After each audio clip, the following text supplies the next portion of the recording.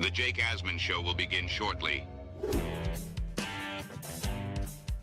Thanks to all these great Patreon members who help support the show. Get your super chats ready. Jake will be here in just a moment. If you love the New York Jets, this is the place to be.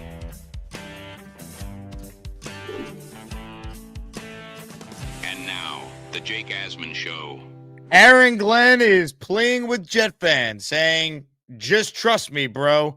We'll talk with Will Parkinson and Frankie V about that and much more. It's the Jake Asman Show. Let's hit it and get it started. I let the organization down, and I let the players down, and that burns me. It really does. This season's on me, and we're going to work our ass off to get this shit exactly where it needs to be.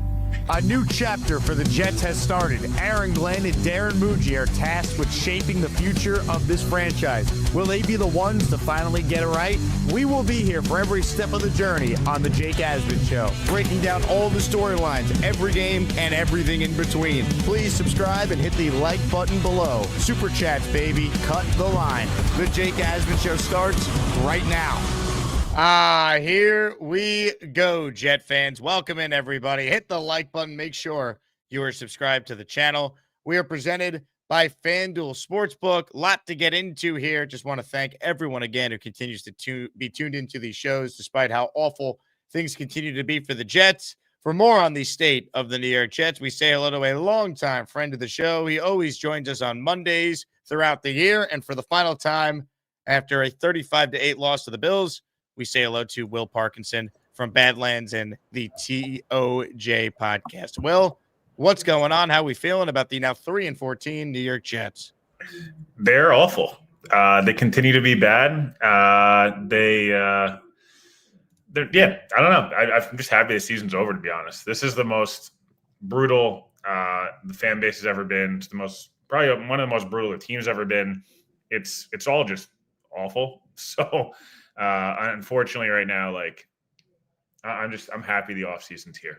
This is where we shine. This is where the fan base shines, and hopefully this will go better. So you're more of a positive guy. So you're the good cop. Yeah, I'm a positive guy, which I see as I don't know. My YouTube comment section this morning was as disgusting as it's ever been. So people are very angry. You're wrong, angry at the wrong people. I would just say, don't be mad at me that the team sucks. I don't make any decisions for the team. I wish I did.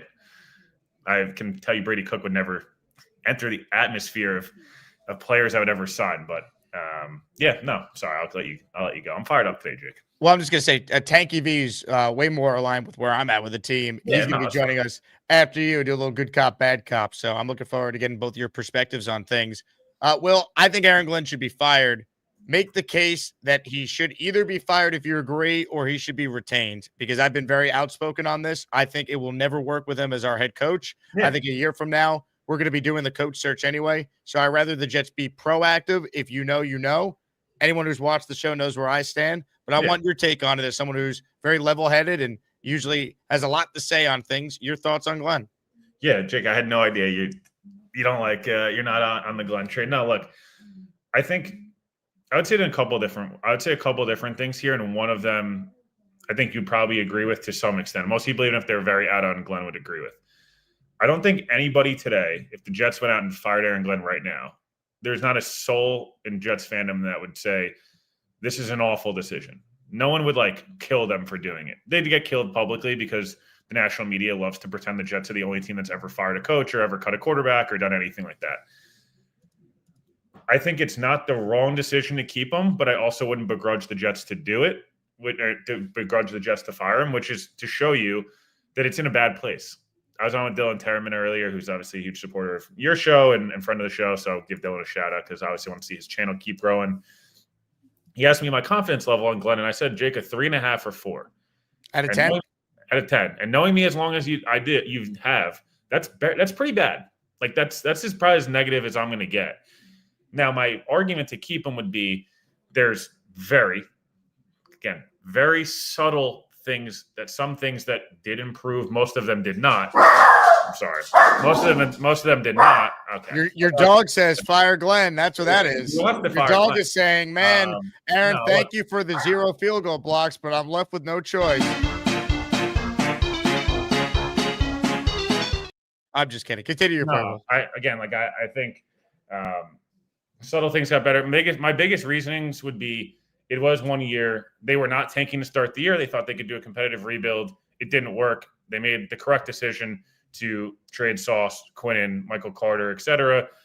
To put guys like Garrett Willis, like shut guys that could be here long term, shut these guys down. Like they got it right kind of at the end, right? They got to the place we all kind of at some point after a couple of games were like, this is probably the place they have to get to. They maybe fell ass backwards into it. But again, like sometimes you fall ass backwards into things and whatever. My point being, I'd like to see what it looks like next year, Jake, mostly because there's two things that could happen. Glenn, unlikely, but Glenn does figure it out, and he's much better. And in year 2, similar to year 2 in Detroit and New Orleans, he's much better, and the team improves, and they're a competitive outfit next year. And then, we don't have to fire the coach. And this actually was a cool story that worked out. There's also the option that it totally blows up in their face, and they're very bad, in which they have 3 first-round picks. The roster should be much better, but Glenn's clearly the issue. It's not talent and Glenn. It's now just Glenn. They become a very attractive destination, and with a better head coaching candidate pool, which it seems like it might be in a year from now. It seems like a lot of the guys we thought might be available are not going to be available. Again, I love Kevin Stefanski. I would hire Kevin Stefanski, but it doesn't seem like that's a realistic option. So point being, I can't sit here and tell you that Glenn is the answer. I can't. I can't make that case. I can probably make a stronger case he's not. I would like to see year 2, though, and just kind of see what it looks like again. But I don't begrudge someone for feeling opposite. Glenn's probably the hardest selling point right now. To the Which fan doesn't base. that speak volumes, though? That's kind of my point. The fact that we're here already, that speaks volumes on how pathetic he was as a coach in year 1. Yeah, look, I'm not. That to me is, it's hard to everything this year was terrible. It just it's a real debate, and the fact that it's already a real debate, that's why I lean with. It says a lot. Yeah, 100%. Not my counters, I guess, and again, it's hard. It's easier for me to like. Let me ask you the question I ask everyone, because it's become a bit at this point. What does Aaron Glenn do well as a head coach? Because when people struggle to answer that question, it tells me all I need to know about Aaron Glenn going forward. Yeah, I don't really know what he does well or doesn't do well at this point. It's kind of like what am I don't really know. And again, I'm not answering the question. I just feel like you could counter with Wilkes was a bad hire. Okay, Banjo and potentially Engstrand were good hires. So it's you're kind of netting 0, which is not a positive, right? Wilkes was a masterfully bad hire. And that to me is, I'd like to see him get a second shot at defensive coordinator, because you'd like to assume a guy that played defense in the league, has been around a lot of good defensive minds, would figure it out. And he seemingly could potentially. But again, we'll know, Jake. I'm going to finish answering your question, but we'll know if Glenn's got any juice in the next 6 weeks. If he can't get a good defensive hire poll, if he can't replace a quarterback coach, if he can't replace a defensive line coach, he can't bring in another guy in addition to Scott Turner on offense, it's probably not going to work anyways, right? It's just not. Let's be realistic here. But if he can, it gives you some hope. Hey, maybe Glenn doesn't have to be an A+. He could be a B- or C+, but everyone around him could get better. That's that's what you're going to know. Again, they need to hire, and this is where I think Glenn messed up. This is the biggest thing he messed up on.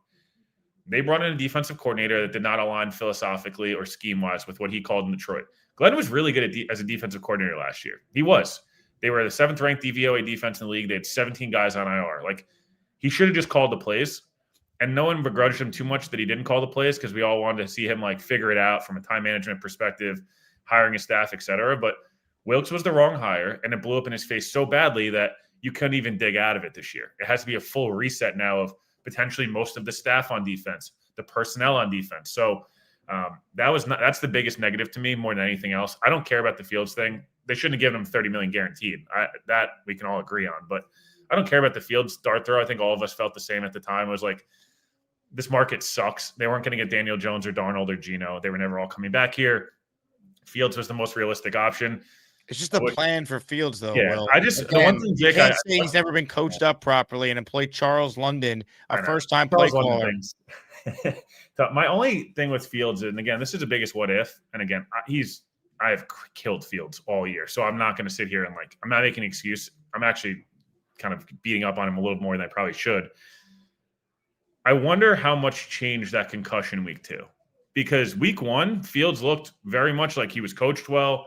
There was a good plan for him. They ran the ball a ton, play action, some zone read, some quarterback stuff, took a couple deep shots a game. And the offense looked quite efficient, and they had a nice opening script for him.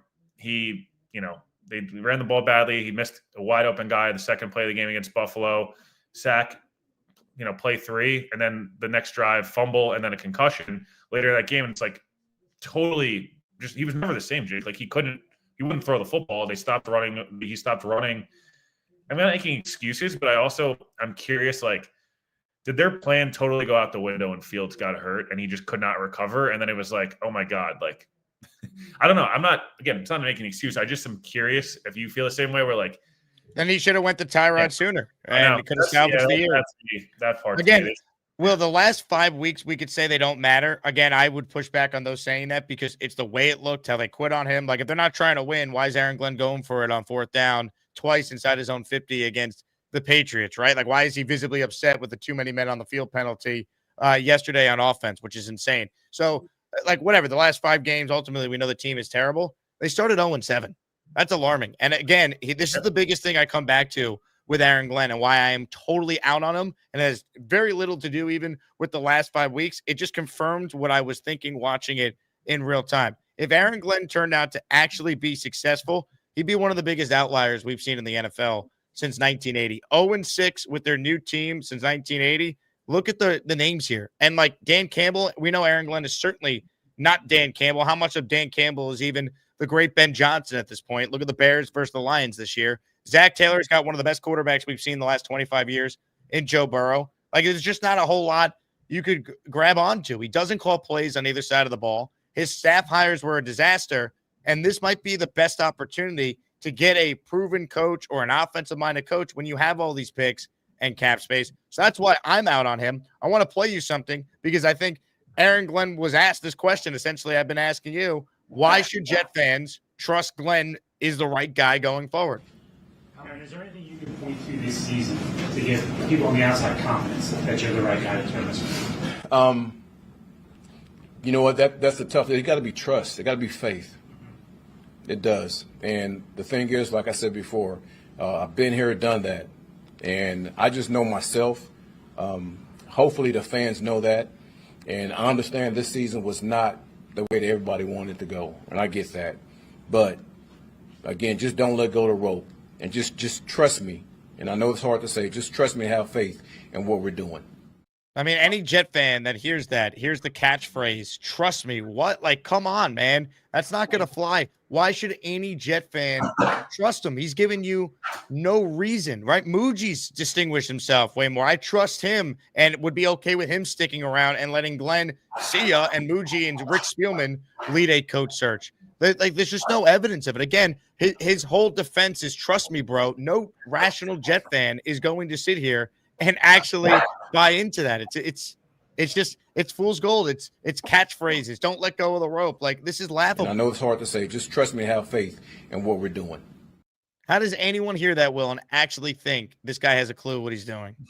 Yeah, I mean, I try not to read too much in the pressers. I know it's hard not to. I just a lot of these guys just give slop at these pressers, and it's one way or another, you either hear an answer that sounds good that doesn't get applied, or you hear an answer that sounds bad that also. But he's bad at both, to your point, because he was great at the presser. We all were okay, he's talking all the crap about Salah's staff. He must obviously have a plan to come in, and he knows he could fix it. He kept so many of the same players by choice, right? He talked that talk. We bought into it. He was objectively one of the worst coaches we've ever seen in the modern era. Yeah. And now, he's giving us answers don't let go of the rope and trust. Again, he doesn't do the media well. His on-field coaching is deplorable. His staff hires were even worse. I don't understand how Woody Johnson can retain this guy when the Jets are the biggest laughingstock in all of sports right now. Yeah, I would assume a couple of things. One, I would assume that he's sold Woody on the plan that they have, that this was a multi-year rebuild. That's got to be the biggest thing, right? In order to trade a guy like Sauce, they had to have sold Woody on this is what's best for the Jets for the next 5 to 7 years is the picks we'll get for this guy and so on and so forth, and we're going to be able to figure it out. he had to have sold him and Muji together. And like Muji, I mean, Glenn has final say over everything in this organization. Like, it's not, it's not as if like he doesn't have. He has final say over everything. He basically said it earlier last week, and again, obviously, Woody called Muji Glenn's assistant, which was or whatever. That was hilarious. But he basically said like Muj helps find guys, and we collaboratively make a decision on them. So. Yeah, man. Look, I understand the frustration from the fan base. I really do. I think it's totally warranted. But at the same time, like this season was in 3 parts, and it's just like the weirdest. It's one of the weirder seasons I can remember. They went from a team that was mainly outside of 2 games competitively losing the first 7 weeks. They should have lost. They should have won probably 2 to 3 of those games. I would say roughly, right? Like it balances out. They probably should have been 3 and 4 after Carolina. And instead, they were 0-7. So that's like the biggest stain on Glenn's resume. To me, like that's the biggest issue is the 0-7 start in which Glenn made a terrible decision in the Denver game not to go to Tyrod and the field goal decision at the end. And didn't know how long. What NFL head coach doesn't know how long the game-winning field goal distance? Yeah, to me that was a classic trying to like cover for. I just don't know why. I think there was a lot better answers there than it almost was trying to make it seem like the field goal was too far, which it might have been too far for Folk, but man, like I don't know, could have said it better, obviously. Then they had this stretch post-bye where they were just a normal bad team. They were a normal average to bad team. They were 3-2, whatever. And it was like, oh, cool. This is like kind of what we expected all year, where they're going to be competitive and special teams would be good. The offense would be more focused on big plays. The defense will be spunky, but like not bend, don't break type of situation, obviously with the talent that wrote in. And then like, it feels like Miami, Jake, some guys got shut down and then Miami, Tyrod got hurt and everything was like, okay, it's over. And we're just going to play out the string for the next 5 weeks because Tyrod's now hurt. We can't even be competitive with Brady Cook. They knew it. Everyone knows it. And it just was frustrating because like it's wasting a lot of people's time. And unfortunately, they didn't start the year tanking, but they sure as shit finished the year tanking the last 6 weeks. What does that mean though? Because like the players are out there trying to win. Like again, the defense. I think like if the Jets were playing for the playoffs yesterday, like a majority of all those guys that are hurt would have been playing. The McDonald's, the Garretts, the Breeses, Mason Taylor. That's what I'm talking about. Like they shut a lot. Should it look this bad though? Not even the Bills game where they really like shut everyone down. Again, like the Bills games. Like I know the Bills were playing a lot of backups too, but like they were the Jets leading tacklers yesterday. Like has anyone ever heard of Sam Womack? Like I cover this team every day. I had no idea that dude was even on the team. But going into that Patriots game, here were the Jet starters that were playing, right? So, like, I get it. They traded 2 players. They traded Sauce and they traded Quinn Williams, but they sucked with those guys anyway. But Quincy was out there, Jermaine, Harrison Phillips, Stevens, Briggs, McDonald until the last 2 games. Like, I get it. The defense obviously lacks talent in some key areas. I just don't think it should ever look this bad. That's the concern that, yes, they have draft picks. They have salary cap space. We will be hopeful about that. But we've seen this. Like the coaching is so bad. And I just wonder who's going to take a coaching job now under Aaron Glenn. I think you made a great point. Like we'll know pretty early if he's assuming he's being retained. Like, can he get a couple big time offensive coaches added to his staff or certainly a big DC hire? Because they got to win games next year. Like a year from now, if they finish 5-12, he's going to be fired with 8 wins through 2 years.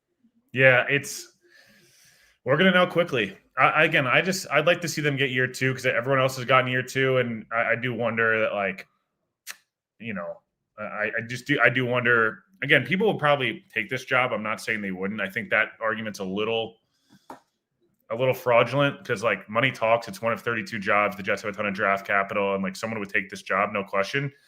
But I do wonder, like, the reputation of ownership is so bad right now that I do wonder, like, Robert Kraft was able to fire Gerard Mayo because of the 6 Super Bowls they had previously. Like, I'm not trying to make excuses for Woody at all, but I almost think that they're trying to be so conscious of like not having the quick hook. Again, is that the right decision? I have no idea. I don't think it's probably leaning it's not the right decision at this moment, right? I think we'd all agree like this is you probably should fire Glenn based on this year.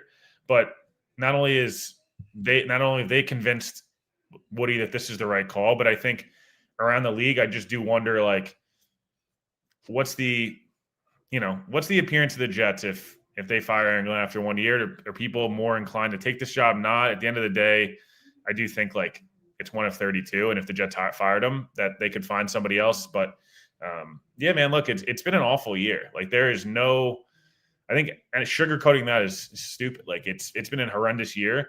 Do I think that for the first time the Jets, and then maybe they didn't mean to even do it this way, they actually like properly reset the decks? Like I don't know the last time they've properly actually reset the decks, Jake. Like they kind of half-assed it in 2020. They weren't really sure what they were doing with quarterback, and like they just didn't invest in the team and different things like that.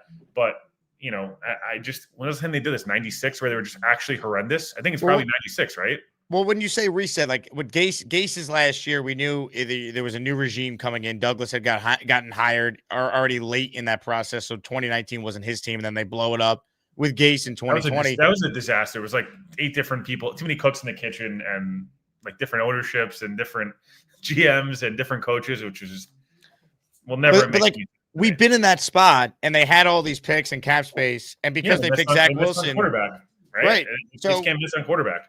And sometimes you could miss on quarterback because Zach Wilson's just god-awful at football. But other times you could miss on quarterback because you and I were big Sam Darnold fans. You can actually pick the right player, but you have the worst infrastructure in place for that player. I'm talking coaching, personnel, all of it. I'm sorry. Charles London, Tanner Engstrand, Scott Turner, these are not NFL coaches for the second pick in the draft. I still think Dante Moore probably comes out, but I wouldn't blame him if he went back to school because he didn't want to be a Jet. The reputation of the Jets, fair or not, is that this is the biggest laughing stock in sports. And my big issue with Glenn, he's fed into that narrative by going out there and having a defense that didn't get a pick all year. The Jets being mocked on the Sunday Night Football broadcast at halftime for no good reason. Adam Schefter laughing on Sunday Countdown yesterday, reporting all these things that the Jets suck at. But, oh, yeah, they're going to stick with Aaron Glenn. Is like chuckling while doing it. Like, the reputation couldn't be worse. So if Woody's afraid of firing Glenn, how that looks, that shouldn't even matter. Everyone would understand it because of all the resources then they now have. And you're trying to convince a guy like Dante Moore and his agents, hey, come out, man. We actually are going to put you in a spot where you're not going to be a failure in New York. Like there's just it's really tough to stick with him, man. I just wonder what Woody Johnson's thinking because I don't know how he could be so gung-ho on running it back when it's this objectively horrible. Yeah, look, I don't disagree in a lot of – I'm not, like, disagreeing a lot of this. It's just funny, like, I'm shilling for Glenn because I'm just not killing him quite as much as Jake is. It's hilarious how people's narratives and look, let's be clear to Will. I love having Will on because he is more positive than I am right now, and I want someone to balance, my negativity. But even Will, who's super positive, is like, he's acknowledging it's like there's not, like, a ton you could really grab onto. It's like as Aaron Glenn wants us to grab the rope and trust him, that's tough, man. That is really tough to sell to a fan base that is sitting here 15 consecutive years without the playoffs. And I don't think there's ever been a more helpless feeling around the Jets than there currently is. Yeah, I think the biggest selling point right now is literally just the future of draft picks, assets, capital, et cetera. Like that's really the biggest like sellers. Like we have 2 tackles, a receiver, potentially a tight end, and a couple of people on defense worth of crap. And then everything else it's kind of a blank canvas, and everyone likes a lot of what Muji and Glenn, from a talent perspective of like the first 3 rounds of this draft, a couple of the trades they've made. Hey, with the full off season, we're like, Jake, the reason I said like they kind of had to hit rock bottom, and I know it feels like they've hit rock bottom before, but this truly does feel like rock bottom. And I talked about this in the pod last night is at some level to create real true urgency with the staff and with a front office and with an ownership group. You have to get to this level of embarrassment. The biggest issue that they had post really 2020 in 2021 and really at the end of 2021 was, oh, they're just a quarterback away, or they're just these couple of guys away. They're not. They're a quarterback, a defensive tackle, an edge rusher, 2 linebackers, a safety, and at least 1 wide receiver, probably a running back, and a quarterback away. Like it's a lot of stuff. The point being, I'm hoping, and this is maybe the glass half full of it, it's going to create so much urgency of what he's going to really truly spend, because he does this every 3 or 4 years. He goes and is really, spends crazy. And then if they don't win, he pulls the strings back. Can Glenn convince Woody to go spend, not just on free agents? Hey, the Falcons blow it up and Jesse Bates is available for a 5th round pick with a 1-year, $19 million deal, 18 of which is cash. The Jets are going to absorb that. Wow, they have safety fixed now. But now we don't have to go draft somebody. Whatever. I'm using DJ Moore as an example. I off the top of my head. Hey, DJ Moore is available for a 4th-round pick, but you have to eat the last 2 years of his deal. Great. Is Woody going to pony up the cash for that? Because I'm hoping with the urgency, similar to what he did the first year at Rodgers, where he actually did go out and spend. The Jets' cash spend was in the top 5. So it's not just cap space that I'm really curious about. It's, hey, the Jets go bring in a big-time front office hire that's able to come in and be the assistant to Muji and whatever it is, or whatever it's. I know they have Rick Spielman there, but point being, does this create so much urgency from Glenn, from Muji, from Woody specifically, to get this thing and get it fixed right? Because we've seen the NFL, as bad as this year could be, if you do get the right collection of talent and you make the 1 or 2 hires that are necessary. Again, do we trust the Jets to do this, Jake? Probably not. Let's be honest, it's probably not going to work. But specifically, I don't trust the head coach to make the coaching hires they need to be successful. That's the biggest thing. That to me, I'm going to keep harping back on it. We are going to know if Glenn has any pull in this league by the end of January. Because even before free agency, let's not even worry. We can't even worry about free agency in the draft at this point. Who is the quarterback coach? Who is the defensive line coach going to be? Who is the defensive coordinator? The quarterback coach or offensive assistant, whatever you want to call it, and the defensive coordinator are going to define Glenn's tenure. It is. Outside of quarterback, the only things that are going to define whether he actually figures it out or not are going to be these hires. Because if he gets DC right, Jake, and he goes and brings in Jim Schwartz, just using as an example, the defense is 16th best next year. The Jets are going to be a lot more competitive. If he goes and gets a legit quarterback coach, whatever it may be, and Woody got desperate last time with Zach Wilson with a rookie and went down and paid his quarterback coach's, his Zach Wilson's buddy quarterback coach, which was hilarious in hindsight, to just sit on the sideline and stroke Zach Wilson's leg for $1 million because he was urgent. Again, you kind of need that. They have to make the right hires. But you don't believe in Charles London's football acumen as a former running back to coach quarterbacks? That one's tough, man. Again, Will, can we be honest though? Aaron Glenn in year 1, he hired a dog shit coaching staff. Yeah, so what's going to change now? He hired some good coaches, but in spots that are not the premium hires he needed to make, of the premium ones, right? The 3 coordinators and quarterback coach, he at best got 2 out of 4 right. He probably got 1.5 right.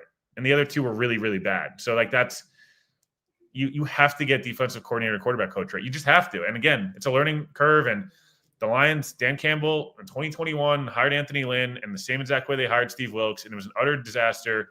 They promoted Ben Johnson, and he figured it out. All right, and then everything kind of clicked. Glenn got way better in year 2. Everything kind of Dan Campbell got better in year 2. Sure, but you need that to go right, or else none of this is going to matter. And it doesn't matter if it's this year with the Jets or it's a new staff. Again, I would hire Kevin Stefanski. It's not going to happen. I'm not a John Harbaugh guy at all. I don't get it. I've never understood with John Harbaugh. If Joe Flacco, the Broncos don't miss time a jump in 2011, 2012 season, John Harbaugh would have been fired 7 years ago. Jake, they went over it today. They've in the playoffs 5 of the last 7 years have lost those 4+ point favorites. Would you take him over Glenn though right now? Well, yeah, but again, I've seen trade the 2nd overall pick for John Harbaugh. I'd rather just hire somebody else. I'd trade the coach pick for him though. Yeah, maybe. I still would have 4 first-round picks over the next 2 years. I'm aiming for Kevin O'Connell. I'm aiming for Kyle Shanahan if I'm going to start trading first-round picks. That's when the Raiders traded for Gruden. It was we're a coach away, and it was worth it. To me, I'm not – Harbaugh to me is not – the other Harbaugh maybe, but I don't know. That to me wouldn't excite me as much. There's plenty of coaches that are better than Aaron Glenn, obviously, right? And right now, there's probably 31 coaches that are better than him. Let's be honest. Let's be real. If you're doing a draft of head coaches now, he's going in the last 3 picks at best. He's the last pick, especially after all the fires today. We don't know. Yeah, you don't know. I have no idea some of these teams, that are going to hire anybody. But a lot of those guys got fired today, right? So again, I'm not. I just don't know how it gets better. Will beyond. Yes, they'll add talent, but we could talk about the Dante Moore thing before we let you run. The idea that a rookie would come in with this head coach, and it will just magically look like it did with D'Amico and Stroud. What are the Titans doing, Jake? Seriously, what are the Titans? They've already requested Raheem Morris for a head coaching interview. I'd take him over Glenn. You might get both of them. That's hilarious to me. He's been fired for 10 hours. And he's a 500 coach for his whole career. And the Titans were day 1 interview. Yeah, it just again, like, but the Jets are going to be the Titans a year from now, right? And also, let's talk about this. Let's say the Jets playing the AFC West next year. They go out there and they get Kansas City, the Chargers, Denver early in the year, mixing with a couple of their division opponents, and they're looking at a 1-5 start.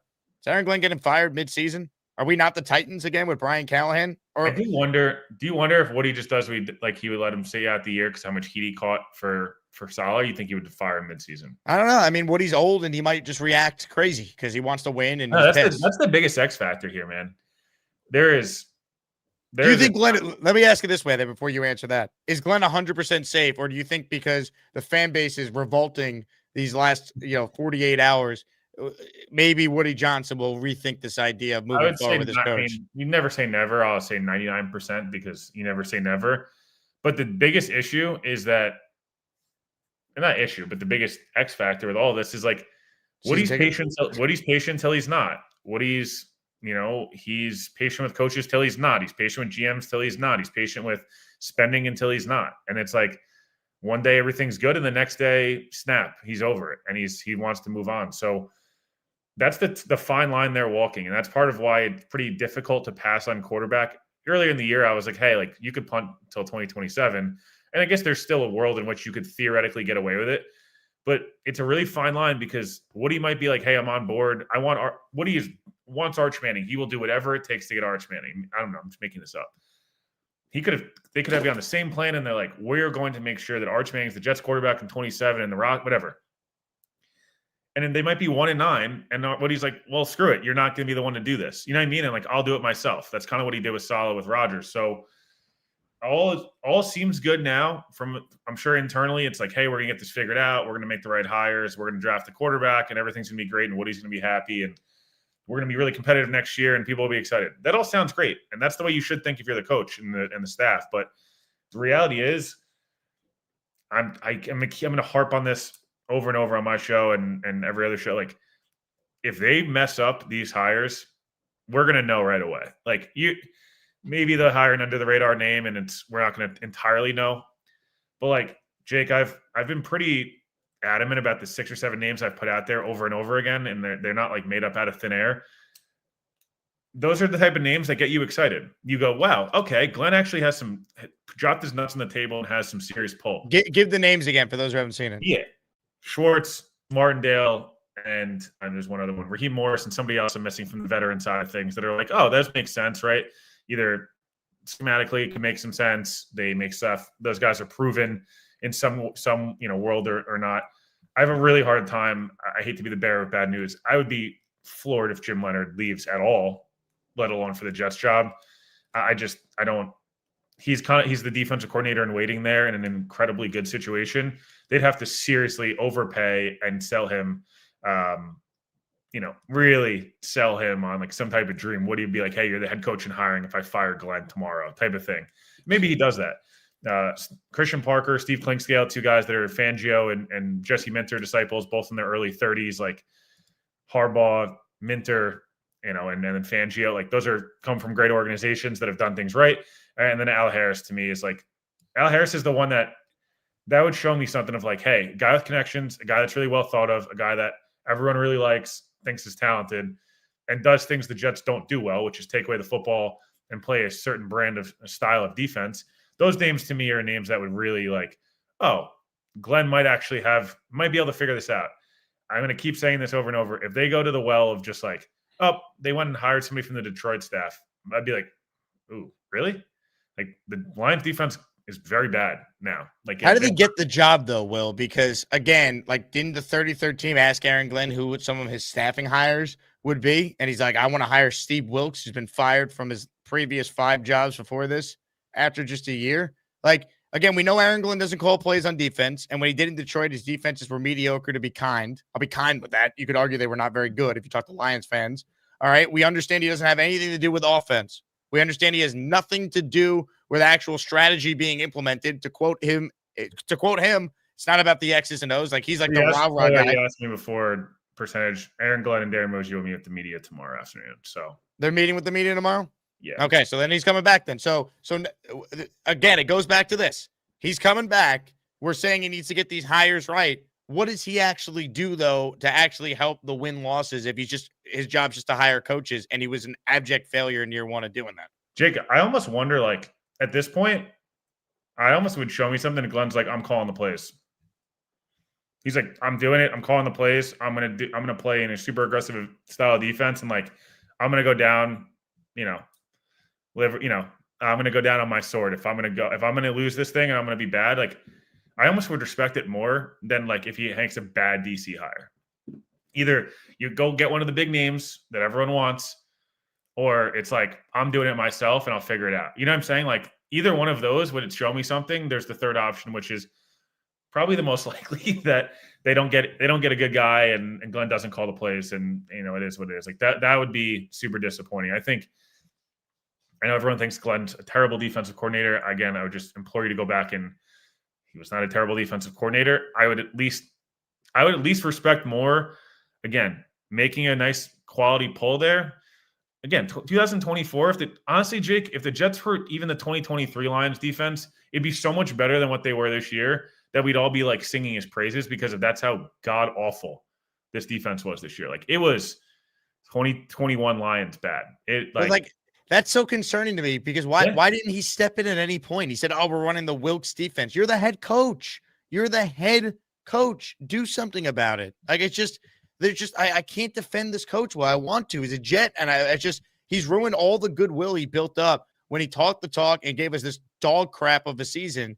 And if he's coming back and they get off to a 1-5 start, he's probably dead coach walking at that point. We're just delaying the inevitable. They have got to start on a normal pace next year. They have to be 3-3 through their first 6 games. I said, like, even if you're 2-4, it's because, hey, you have a rookie quarterback, and it's like you played the first 6 weeks with Jacoby Brissett, and it's like, hey, but the rookie's coming in here. Like, I will not put up with is the Giants scenario this year. The Giants did everything correctly from a quarterback position. Russell Wilson sucks, but everything correctly from a veteran, a mentor, and a rookie.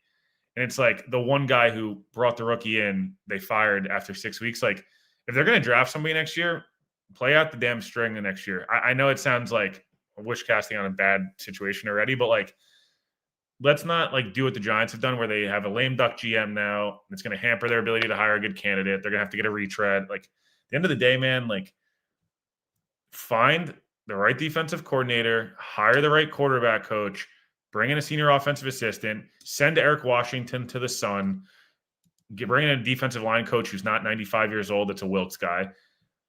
And then go re-sign AVT, go extend Tittman, trade Brees, Quincy, and Jermaine, whatever it is. Like, shed the solid mope.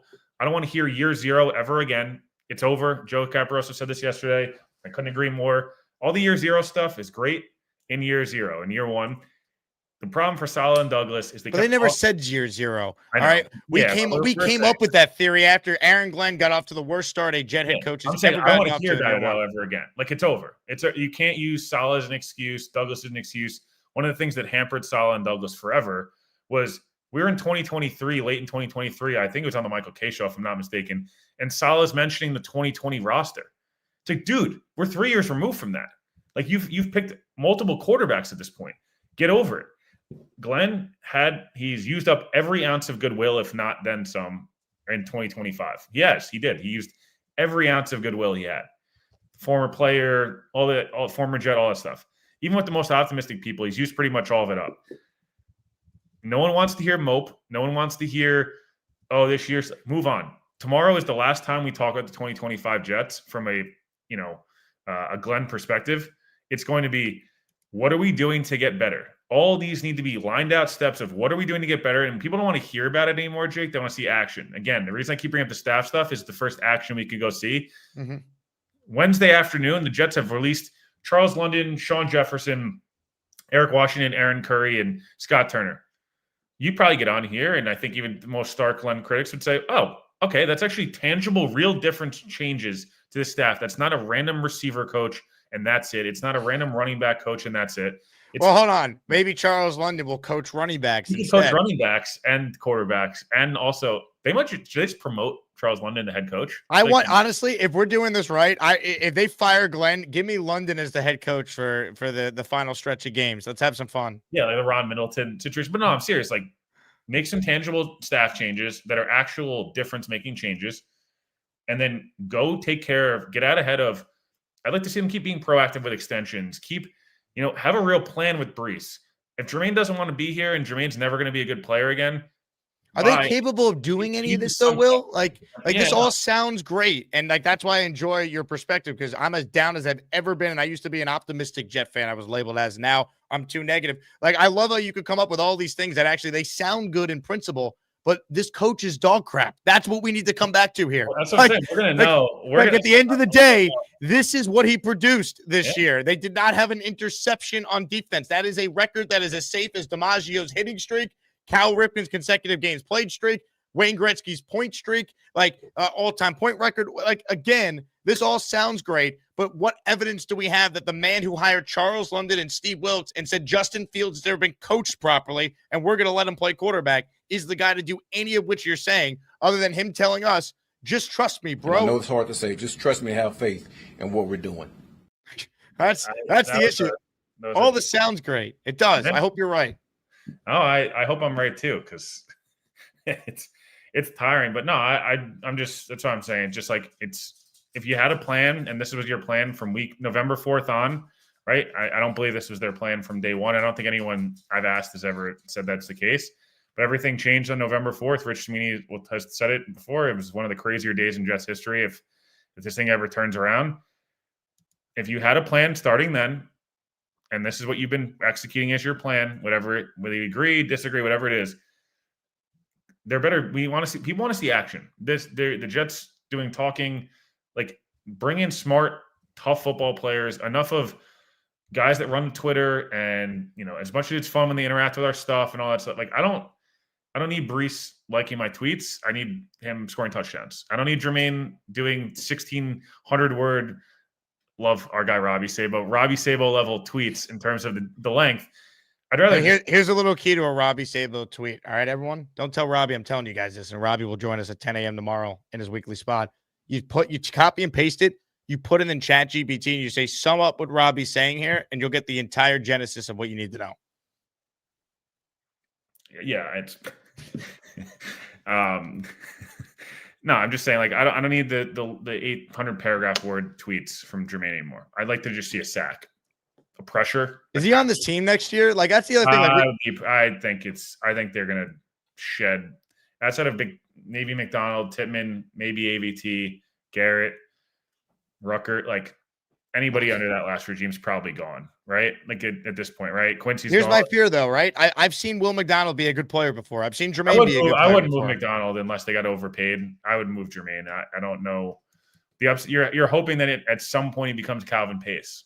The funniest thing is, I'm saying the Tannenbaum, he's talking about the Jets have all these, great assets, and I'm like, who? And he starts mentioning the pass rushers. I go, they've been terrible this year, Mike, and I'm fans of both, and they've been objectively terrible. How could you say they're foundational pieces? And he goes, well, a new coach could come in and coach them up. I go, then what does Aaron Glenn actually do? That's his job. Like,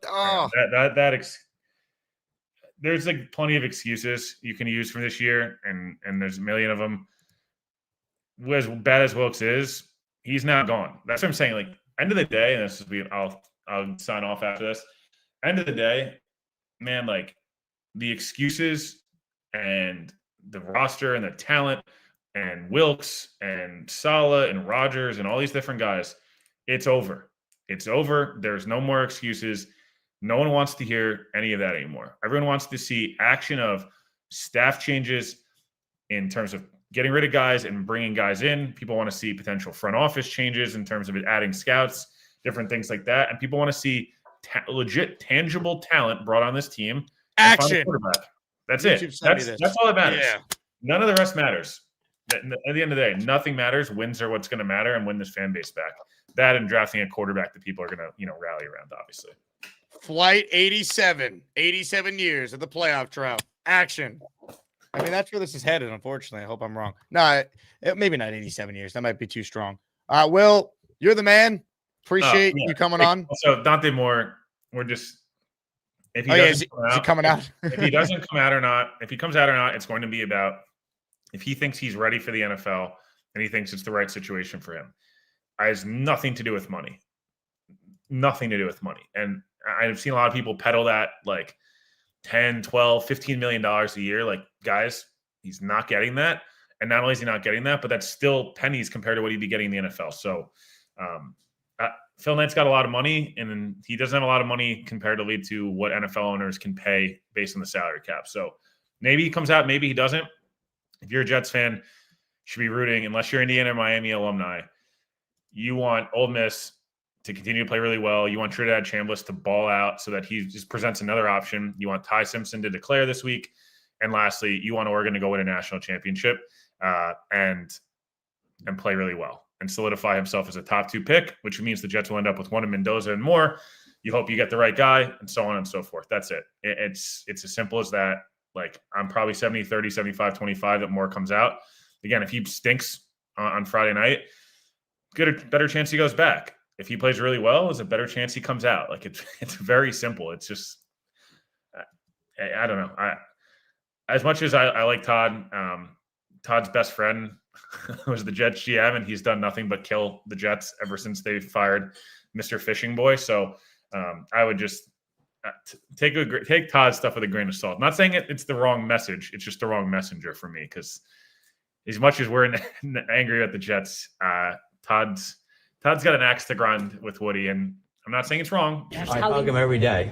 I hug him every day. You don't think Todd McShay's getting the hug from Woody, Will? No, I don't think so. I would be shocked. All right. Well, I'll leave you with this. I'll play you out properly. Everyone go watch Will's podcast on the YouTube or check it out on Badlands. Turn on the Jets. By the way, have they figured out how to get your podcast on the Badlands We had a long feed? conversation this morning. It better be fixed ASAP. All right. We're demanding changes. We want more Willpaw on that feed. I'm fired. Right, maybe Aaron Glenn could go help out the Badlands Tech team after he's done coaching the Jets. What do you say? Yeah. Hold the rope, Jake. Just hold the rope. Don't let go, man. Trust him. Trust me, bro. And I know it's hard to say. Just trust me and have faith in what we're doing. All right. Trust me, bro. That's the plan. Shout out to Will for coming on. Always appreciate his time throughout the season. We'll certainly have him on again. We typically have Will on every Monday. We got Frankie V coming on next. But first, let me share some news here. Raffle at the end of the show. Giving away a Jets jersey. We were going to do it on the first show. We ran out of time. We had too many callers, and I had something to get to, so I didn't get to do it. So if you're already entered on the first show, you're in. Make sure you enter at the end of this show for your chance to win a Jets jersey, player of your choosing, Jets Legends jersey. So you don't have to worry about a current player being traded. I want to shout out our guy, David Atkins, who's the first to enter the raffle this afternoon. He gifted 5 channel memberships. Hit it, Salah. And we remember everything. That's all I'm saying. We remember everything. We're all taking receipts on all the people who continually mock and say that we ain't going to do anything. I'm taking receipts. And I'm going to be more than happy to share them with all of y'all when it's all said and done. Being a Jet fan is great, isn't it? Ladies and gentlemen, let's say hello to the man of tanking glory, Frankie V from U Stadium. Hello, Frankie. Mr. Jake, how are we, man? How are we? I'm great. The Jets are 3-14. They did what you wanted them to do. This was your dream in the offseason. We lived it. And now the New York Jets are sitting there with the number 2 pick in the NFL draft. Ooh. I do wish it was the number 1 pick, for the record. I wish we were, we should be sitting there at 1. I'd feel a lot better about this situation. But yeah, Jake, what's happened to this team and what happened this year specifically, when you look at Aaron Glenn and why they hired him, it made some sense. I was skeptical, obviously. I wasn't a fan, but I got the picture they were trying to sell us, which is, we need a culture, we need accountability, we need somebody that's going to motivate the troops. This team's lacking in all those areas. They have a penalty problem. No one's buying in, etc. Field goals were being blocked. 3 last year. They tried to hire this tone setter. But what followed this season and what has happened this season, this isn't just bad. This isn't normal bad. This isn't growing pains. This is historic levels of ineptitude, historic levels of non-competitive football. You're dead last in basically everything. They haven't had an interception all season. It's never going to happen again. They have 4 takeaways all year.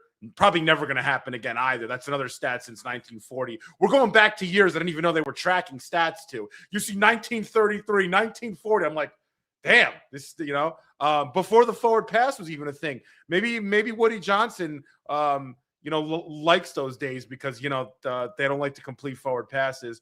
But the worst first half of passing offense in the last 20 years that we've seen. The offense was epically bad. The defense was even worse, considering that you have a defensive-minded guy there. At some point, you have to be accountable for the results that the season's given you. And when it's this bad, when the floor collapses, this is a collapse this season, someone's got to be made accountable. And I'm not talking about Steve Wilks. And why, again, I came on your show. Why did they fire Steve Wilks?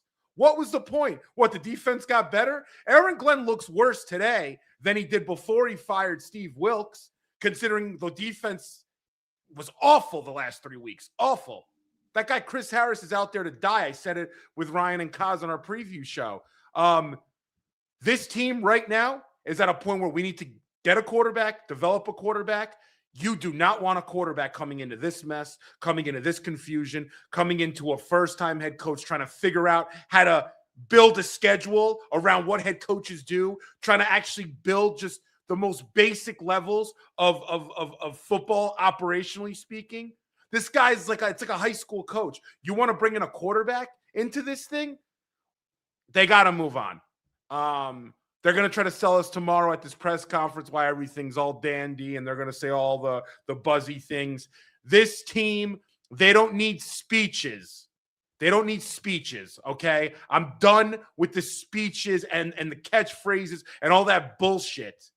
It's bullshit. I can say speeches. You can give speeches. We can say all that bullshit rah-rah stuff. They need a system, and they need somebody that knows how to implement a system. And it's not this guy. A la every single metric you could possibly point to. On both sides of the ball, mind you. Both sides of the ball were epically bad.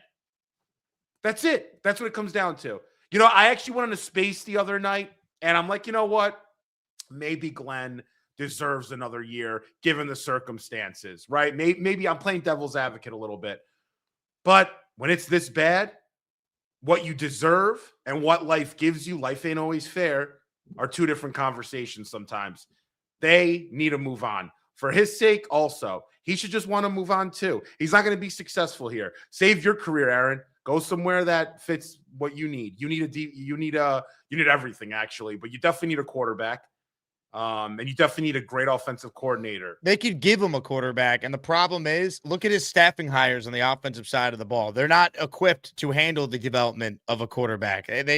Glenn's principles of running the ball and smash mouth, rah. That's not what wins. Robbie Sabo always makes this point. What's the identity of the Rams? What's their brand that they play with? What's the brand of the Bears that they play with? It's brandless football. The Jets are stuck in the 90s and the 2000s. Like, even with Rex, like ground and pound, that's not the NFL in 2026 where we're going. Keeping this guy is silly because you're going to let him spend the money, draft the quarterback, and we're just wasting a year. Again, how does this get better? He's proven he can't hire quality coaches. He's proven he can't evaluate quarterbacks. He doesn't do anything well as a head coach. No one can answer that question. That's why I keep asking it. Because when I bring up what does Aaron Glenn do well as a head coach, the response is never about his actual football. It's, you can't fire a coach after a year. Or, who would want this job? It's not an actual reason that he should stay. That's my biggest issue, right? Like, I'd love to make the case he should stay because he did this, as we did with Saleh before he got to a point where we knew he wasn't the guy. You can't even do that with Glenn. You can't. Again, without special teams, this is a one-win football team, and the numbers back it up. This was the third worst DVOA team, combining offense and defensive DVOA since 1978. They were as bad as any team you and I have ever seen in our lifetimes rooting for the Jets. Yeah, and this franchise right now is in a really fragile point. And not only fragile considering the roster, and the operations on a football level at One Jets Drive, you're also looking at it from a fan perspective. People aren't going to games. No. People aren't renewing their season tickets. The stadium's empty. You had a Patriots home game a few weeks ago where they're chanting, they're giving MVP chants to Drake May. You got a lot of kids. I have a younger cousin. I tell him, hey, what do you think about the Jets? He laughs at me. I don't blame him. He's smarter than I am, Brandon. But it's unbelievable. I mean, it's just they're in a very fragile point. And I'll say this, Jake, the other day, or the other day, last night, I'm thinking about this. I'm like, this franchise is getting to a point where they got to really make drastic moves could happen. I'm not saying the franchise is going to move or something, but like they're at such a fragile point now where they can't go through another 5 years like the last 5 years. They cannot do it. You cannot go 20 plus years of not making the playoffs without a quarterback, with another Robert Saleh kind of head coach. We're even lucky if this guy ends up being a Robert Saleh head coach. This franchise, I don't know if they're going to be able to handle it. They're not able to. I think all is falling down. You know, we're in the midst of a complete collapse. It is rock bottom, but I also said that. I guess we always say that, but I can confidently say it is rock bottom. I never thought this low of the franchise since I've been a fan. But there's a way out of it. So on the other side, you do have 5 first-round picks over the next 2 years. You have 3 second-rounders. You have the second pick this year. There's things you can do. Now, what you do need is somebody to develop that quarterback. That's what we need right now. Forget Aaron Glenn. Forget a defensive coach. Forget him. I don't give a shit. I don't care if we hire a QB coach that couldn't motivate Ray Lewis. I don't care at this point. Get the quarterback. Get somebody to sit with him. And Charles London. Hey, you know what? Make him the running backs coach. I think that's what we should do. It's a lateral move. Again, it's just like I laugh. I laugh, and I love Will Pa, right? He's a good friend of mine. I've had him on the show for years. He's so optimistic about all these things they're going to be able to do. Aaron Glenn can't hire a coaching staff. He's not competent at doing that. He's a good assistant coach. He's not a head coach. When your hires are Charles London, when your hires are Steve Wilkes, when you say Justin Fields never been coached up properly, and we might like Angstrom, whatever. He's never called plays for a running quarterback before. Like, hire Greg Roman to be your OC or someone like that. Again, it's just it's tough to really think this is going to change, even if they draft Dante Moore. I think the Jets, unfortunately, are the Tennessee Titans of last year. They're going to get Dante Moore, just like the Titans got Cam Ward after they won their 3 games in 2024. And ultimately, Brian Callahan, who they had doubts on being their guy, started the year with Cam Ward. He got fired 5 or 6 games in. And if the Jets get off to an abomination of a start, I think Glenn's going to get fired. He'll probably be the highest odds of first coach fired next season. I just think it's stupid. We're just delaying the inevitable of how this ends. Yeah, it's a great comparison. Same amount of games, one similar situation. We'd be lucky, though, if Dante Moore was able to play somewhat of what Cam Ward's been able to play his rookie season. Tennessee's had a really tough schedule, too. They had the highest strength of schedule in the NFL this year. But the difference is Tennessee had a new GM and Mike Borgonzi there. Borgonzi had no real connection to the head coach, whereas Muji kind of came in with Glenn. This is going to have to be an operation, I think, though, at this point. If they're going to keep Glenn for another year, they have to sit down and say, hey, Frankie, if they start 1-5, right? I just did the math, and I'm bad at math, so someone could check me. If they start 1-5, Glenn would be 4-19 through 2 years. That's the same record Callahan was when he was fired last year. Why wouldn't they start 1-5? The NFL will screw the Jets too. We'll get Mahomes in his first game back as a tune-up game for them in week 1. We'll get the Bills or the Pats early in the schedule. We'll get a Denver game thrown in there like usual. Like, again, they play the AFC West next year, and we got to deal with the teams in our division we can never beat. So, have you seen the away games next year? We're going away: Buffalo, Miami, New England, Titans, Bears, Lions, Chiefs, Cardinals, Chargers on the road. Good luck. That's a tough road schedule. That's as hard as it gets, honestly. So, I don't know. I mean, everything changes on a year to year. I don't like projecting out, a year out. But Yeah, they're gonna need. They're gonna have to be somewhat competitive next They year. need to be well coached. They're not going to be Yeah. like, you can only win if you have coaching. We have no coaching. This coach doesn't coach. He stands there. He does nothing. At least Robert Saleh hired good defensive coaches. Mike Ruttenberg, the guy that the defensive line coach, Aaron Whitecotton, Yeah. the defensive secondary coaches all got jobs right away, got interviewed for defensive coordinator openings. We saw player development there. Like, Saleh was not a good coach, but at least he hired a good coach, at least on half of his side of the ball. Again, we're gonna have a brand new defensive staff, and we have so many questions about the offensive staff, including the OC. Like, I just don't see how this works. That's my big thing. It's like people are like, oh, it's only been 1 year, give him another chance. But when the first year is this bad, and no one can actually argue what Aaron Glenn does well after a year, it's just so stupid to run this back, which is exactly why they're going to do it. You know what I did too, Jake? Right? I went into a little bit of a deep dive as to what can defensive coaches do, X's and O's scheme-wise, to help out their corners or their safeties in order to get interceptions. Man, there's a laundry list of stuff. We don't talk about it many of times on shows, but if you go through disguising coverages, having different personnel packages, changing looks, like if you think you want to show them you're running man because you're following someone on a pre-snap motion, but then after the snap, you're playing a zone. There's a million different things you can do as a defensive coach. Did he do one of those things? No. I mean, like, there's things you can do to get an interception. You know, you're 13 games in without a pick, 14 games in. Can you sit down with the guys and do it? I don't think he can. He's not an expert on defense. He's clearly not an expert on offense.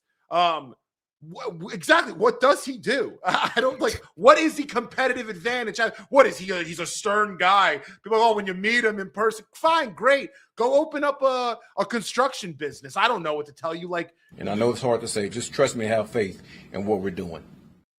Wait a second. You're telling me you don't trust the great Aaron Glenn? Dude, his sales pitch to us as fans is trust me, bro. That's what I used to say when I first started Hughes Stadium. First investor meeting, 6 months in. Why should I give you any money? Just trust me, bro. I got a plan. I don't know what the plan is, but just trust me. Just trust me. Like, I'll figure it out. I'll power through it. There's no trust. You haven't done anything, man. Dude, listen, I'll say this, right? We're shitting on the guy pretty badly. Listen, he's way in over his head. That's why. It's so obvious. He doesn't deserve all the blame, though, himself. The process of how you got this guy in that position, you propped him up, you gave him all the keys, you made him feel like the king here.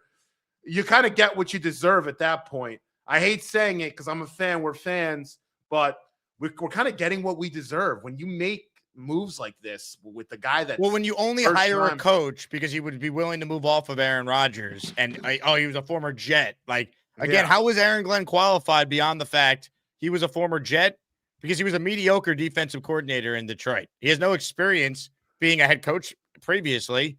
Like, people say, oh, he's a Parcells guy. No, he's a disciple of Rich Kotite until proven otherwise. He is not a Parcells guy. All right, when we talk about Aaron Glenn, he is not a Parcells guy. He's a Rich Kotite guy. Let's make that clear because he looked every bit as bad as everything I've heard about Rich Kotite from my dad and anyone who lived through that era. I only have the Gase era to recount, but I'll tell you what, as bad as Adam Gase was, he won 7 games with a worse roster than the 2025 Jets in his first year, and Gase was horrible, and it was never this bad with him.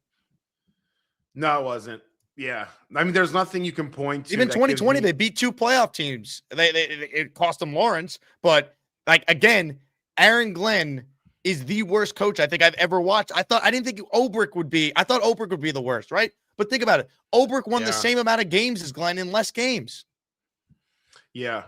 This has gotten as bad as possible. Like, if you were to put it on a board. Like, this is the worst possible scenario for this team and put all the checkpoints next to it. Outside of not going 0-17, you basically checked off every box, right? You checked off every box. You also got rid of your best players, which I'm fine with. But I'm just saying, like, they sucked with those guys anyway. I know, yeah, but you really, like, tore this thing down completely. Like, see, people say that, but like, scratch, like I hear that, right? Tore it down. They had the same 5 offensive linemen all year. Garrett obviously got hurt, but like we knew the receivers were dog crap going into the year. That wasn't new. They cut Devontae Adams and never replaced him with anyone Jake, I'm besides saying Josh right Reynolds. now it's torn down completely. Like I'm just saying, like as a franchise where you're starting from 0 right now. With 5 but first round. Like you have to make the right moves. You need the right quarterback people in though, charge. right? For Like, sure, yeah. That's it. Like again, look at the Pats roster compared to the Jets or what the Steelers put out there Yeah. last night. Like this It's is a good not thing too, to a degree. It's sometimes good to have a clean slate. It's sometimes good to move on from certain players, guys that didn't fit the locker room. You can do other things. You can set the tone in a different way. It's not a bad thing. We have a ton of cap space. I'm not saying that in a bad way. I'm saying he was responsible for, blowing up the final freaking foundation of this thing that he caused it to happen, to break it all apart. I don't think he deserves to rebuild it at this point. No. I think you were there to just completely tank it out. And now I don't know if it's in our best interest to give you the keys. I actually know it's not. Trust the me, question bro. is, just trust him, bro. Yeah. Did you let go of the rope, or you? I heard you're still holding on. That's what I heard. Dude, the rope choked me out violently for 17 games this year. Just don't let go of the rope. Again, like even in He this said it answer, again. He said it he again did. yesterday. Listen to this guy. Like, why would any Jet fan try? If you're a season ticket holder, why would you spend money on this coach and product? Aaron, is there anything you can point to this season to give people on the outside confidence that you're the right guy to turn this around? You know what? That's the tough. It got to be trust. It got to be faith. It does. And the thing is, like I said before, I've been here, done that, and I just know myself. Hopefully the fans know that, and I understand this season was not the way that everybody wanted it to go, and I get that. But again, just don't let go of the rope, and just trust me. And I know it's hard to say. Just trust me and have faith in what we're doing. Again, it's just like I don't enjoy doing this, but I feel like I'm taking crazy pills. I feel a little bad for the guy. I'll be honest. I know He'll be fine. He's got $40 million coming on. No. I'm saying, listen, it's like if you have a business and you propel somebody that was an intern into being your CFO, it's like they don't know what the hell is going on. It's like you can yell at them all you want. You could get mad, but it's like they're in no position. The guy was not qualified to be. But he acted like he was. That's the thing. Yes, he did. And that's what sold it. He sold people on him. Yeah. He put his chest out. He should when you gave him a handshake, he would freaking grab your hand harder than yours. He would look you in the eye. He would say all the rah-rah things. But you're right. And you said this on your post game. Your post game was awesome last night, by the way. Thank you. Like, kudos to you. It was like grade A content. You said something true. Stop telling me to buy into your plan. What is the plan? He doesn't say it. That's what. One thing. Thank you. Hey, we're gonna. Thank you. We're gonna scheme things up to be more aggressive on defense, and we're gonna force a ton more turnovers next year. Say anything that there's never exactly, Frankie. There's never anything specific on what he's going to do. It's like he's asked about, and like when he is asked for some specifics, and he actually gives it to you. Right? What's your brand? An example of it on tape. He references a game they lost 48-20 and references a drive in the third quarter in garbage time down 40-13. Like when he's actually finally giving specifics, he looks incompetent, sounds incompetent. And then yesterday he's asked, why should fans have faith? And he doesn't actually say anything tangible other than just trust me, bro. Like that's all we got. How about, look, we learned why we got some of these personnel decisions wrong. We're adjusting that. I know I hired this coach and this was a mistake. My process here was wrong. I have since figured out what went wrong. Here's what we're going to do differently. Just say anything. Don't just say, trust me, bro, or don't let go of the rope. Give me tangible reasons to believe. I am a Jet fan who wants to root for you. I'm not in the media. I'm not on the beat. I don't write scathing columns. I'm a Jet fan who spends money supporting the Jets and talks about them year round. Give me reasons, not trust me, bro. He can't do that. Yeah, you do not win football games and build a program with speeches. I think he's got to understand that this isn't a speeches business, right? Speeches are cool, and being confident is cool, or pretending to be confident is cool. But you know what wins? What Kirk Cignetti said in his last presser, that he's in the office till 4 a.m. and he gets in at 7:30 and starts working at 7:45. That's what wins. Scheming up things wins.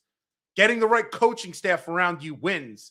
Getting a quarterback that knows what the hell he's doing wins, or fits your offensive coordinator's system wins. Not, oh, don't let go of the rope. We're gonna be more focused than you. We're gonna beat you up, man. Like, come on, man. Like, what are we doing here? We're the freaking New York Jets, so we're shit. It's just you see how he sounded. You see how he sounded when he said that. I know that's like dubbed, but I mean, completely different demeanor. Oh yeah, dude, no. go back and watch Aaron Glenn pressers from training camp and see how big of a con artist this guy is. Or maybe he just truly believed this was going to be easy. Like, he acted as if he could come in, wave his magic wand, and all was fixed. But like, there's so many. Like, again, he's asked at his introductory press conference, what type of quarterback does Aaron Glenn want? Look for in a quarterback. Like, what's an Aaron Glenn quarterback? A winner. What? What do you look for in a quarterback? Like, what's an Aaron Glenn quarterback? A winner. So let's sign Justin Fields, who has the worst winning percentage of any quarterback who's ever started the amount of games that he started. A quarterback who I think was 0-21 when teams score over 21 points against him. And then I think he finally got his first win over 21 points being scored against him. But yeah, Jake, you know what? This is probably a group of men. Listen, obviously he's a wait till people figure out who Glenn's referring to in this clip. Talented player. And listen, I'm happy that I have him as my quarterback. I really am, because I think the sky's the limit for this player. I really do. Listen, I'm not going to go out there and say that he's the next Joe Namath or anything like that. But I will tell you what, man, he's going to be a good player for us. And I'm excited what he's going to do for us this season. Justin Fields. That's who he's talking about. So this is the guy who got us Fields, and now you want him to draft the next quarterback and oversee that development. Again, listen to the beginning of the cut, everyone. This is who's making the decision on what the Jets should do with the number 2 pick in the draft. He can galvanize a group of men. Listen, obviously he's a talented. He can galvanize a group of men. He quit on the team. He faked an injury and quit on the goddamn mother effing team. Player. And listen, I'm happy that I have him as my quarterback. I really am, because I think the sky's the limit for this player. I really do. Listen, I'm not going to go out there and say that he's the next Joe Namath or anything like that. But I will tell you what, man, he's going to be a good player for us, and I'm excited what he's going to do for us this season. Oh my God! Again, it's laughable that anyone thinks it's a good idea to move forward with this guy. Yeah. I mean, I don't know what Woody Johnson's thinking. And again, somebody said it yesterday. I forgot where I heard this, but they said, it's a crowd of one, and that's Woody Johnson. I mean, he's the ultimate decision maker in this. But this franchise right now is at a big fork in the road that they really have to decide what's the right thing to do. If you bring this guy back, you better understand the consequences associated with it. You might draft Dante Moore. He might have pressure to start him too early. You start breaking the kid's confidence, and then we're doing the whole Darnold, Zach Wilson roundabout yet again. Oh, yeah, baby. It never ends. It never ends.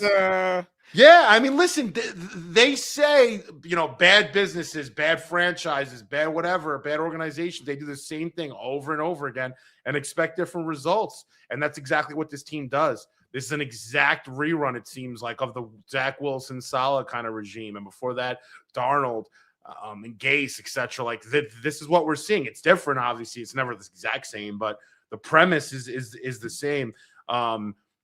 They need to do something. Now, I don't know what's going to happen. I don't know why Woody Johnson hasn't said anything. They're going to have their presser tomorrow. Glenn and Muji, I'm sure we're going to have some sound bites from that one. And I don't even care about it anymore. I don't stop trying to sell us a bill of goods. It seems like fans are finally waking up to the BS associated with this entire process. What percentage of fans think would want Aaron Glenn fired right now? Would you have to guess? I think it's definitely over 50%. I think it's probably 75, 80. I was going to say 70-30, but 70's high. But yeah, it's probably around 60, 65, I would say. Yeah, that's fair. I'll run another poll. poll. Actually, it could be more. Maybe it's 80%. I mean, it was 88% yesterday. Was it really? On my show, it was. But okay. I've been very pro get rid of him because I think he's terrible. So I don't want to influence the audience. But I do wonder what the percentage is. Your fans are pretty balanced. I mean, you don't have like a ton of like just constantly negative fans. I mean, you guys you guys were a lot of fans you have are pumped about the season. Oh, yeah. Before it started. So it's not like they're like unreasonable. They're just like, jumping on a negative storyline just to jump on it kind of thing. Let's do some Jake, positives. Yeah. All right. Positive is I'm giving away a jersey at the end of the show. That's all I got for you, Jet fans. We'll try and make it better. Want to give some love to the Jet stream. He entered the raffle for 10. I got some super chats to get caught up with, and I also want to get to some calls as well. Frankie, you're more than welcome to stick around for however long. I'm hanging, bro. Yeah. Yep. Let's get to a call or two right now. Let's say hello to Dion, who is first up on the show today. Dion, thanks for making the call. What do you got for us? Oh, wait, am I live? Oh, we're live, baby. Oh, we're live. Oh, shit. Okay. I'm sorry. Look, I just been a long time listener, man. I've watched your show for I don't know how many years. First time caller. I'm really concerned about how the direction of this team is going. I don't got a lot of years left in my life. My pops didn't, nobody did. So it's like, I just want to see something really nice to happen in the next couple of years. And I don't know, man. I don't trust Glenn. Like, I don't think he's a horrible coach, but I mean, I've never Dion, seen we're not live so anymore. bad. We're off air. I'm taping this conversation. Oh, okay. We're off No, air. I'm just kidding. We're live. I'm messing with you. We're actually very live. Oh, we're off air. Okay, good. That makes me feel better. All right, cool. No, we're So live. I can say my piece. All right, cool. We're off air. Yeah, no pressure. rip. I've never been Let on it live rip, TV yeah. before, man. This is my first time. So You're still not on live TV. oh, I'm not. Okay, cool. Well, Wait, you're live on YouTube. I guess some people are watching other TV. Wait, I'm live right now? Oh, you've never been more live. You're live Oh, on Jesus. Tubi. Do you know Tubi? You're live on there. I'm on. Oh, Jesus Christ. Okay, all right. Well, wow, this is an experience. Okay, so Hey, Dion, don't let go of the rope, all right? I'm not like yeah, I've never don't, done please. this before. I'm sorry. Yeah. Kind of weird. Oh look, I'm a diehard Jets fan. I'm actually living out here in Massachusetts right now. And it's been like a horrible situation because I work with all these people that like love this team, these Patriots, and it is like mind-bogglingly like aggravating at how well they're doing this season. And I have to live with this every day. So that's why I watch your show, because it levels me off as like a diehard Jets fan. And it's been fun. Like it's been really fun. Like that's why I was always scared to call in, but always why I watch the show. So my only question was this. All right, sorry, go ahead. Who's your favorite Asmaniac, Dion? My favorite Asmaniac? Oh God. That's a good question. There's too many, man. Oh. Who's my favorite? You seem like a beast guy. Beast is great. I like Beast. Beast actually entertains me more than any other like constant like guests that you have on. Like he's great. Like I wouldn't take anything away from Beast. Beast is great. Favorite. That's such a tough one. I'll tell you what, you call back in a future show and you let us know, all right? But I'm putting you in the raffle for 2, Dion. So good luck and hopefully you call more, all right? I'll try. Ladies and gentlemen, Dion. The field goal team. Last year we had 3 blocks. This year, we had no blocks.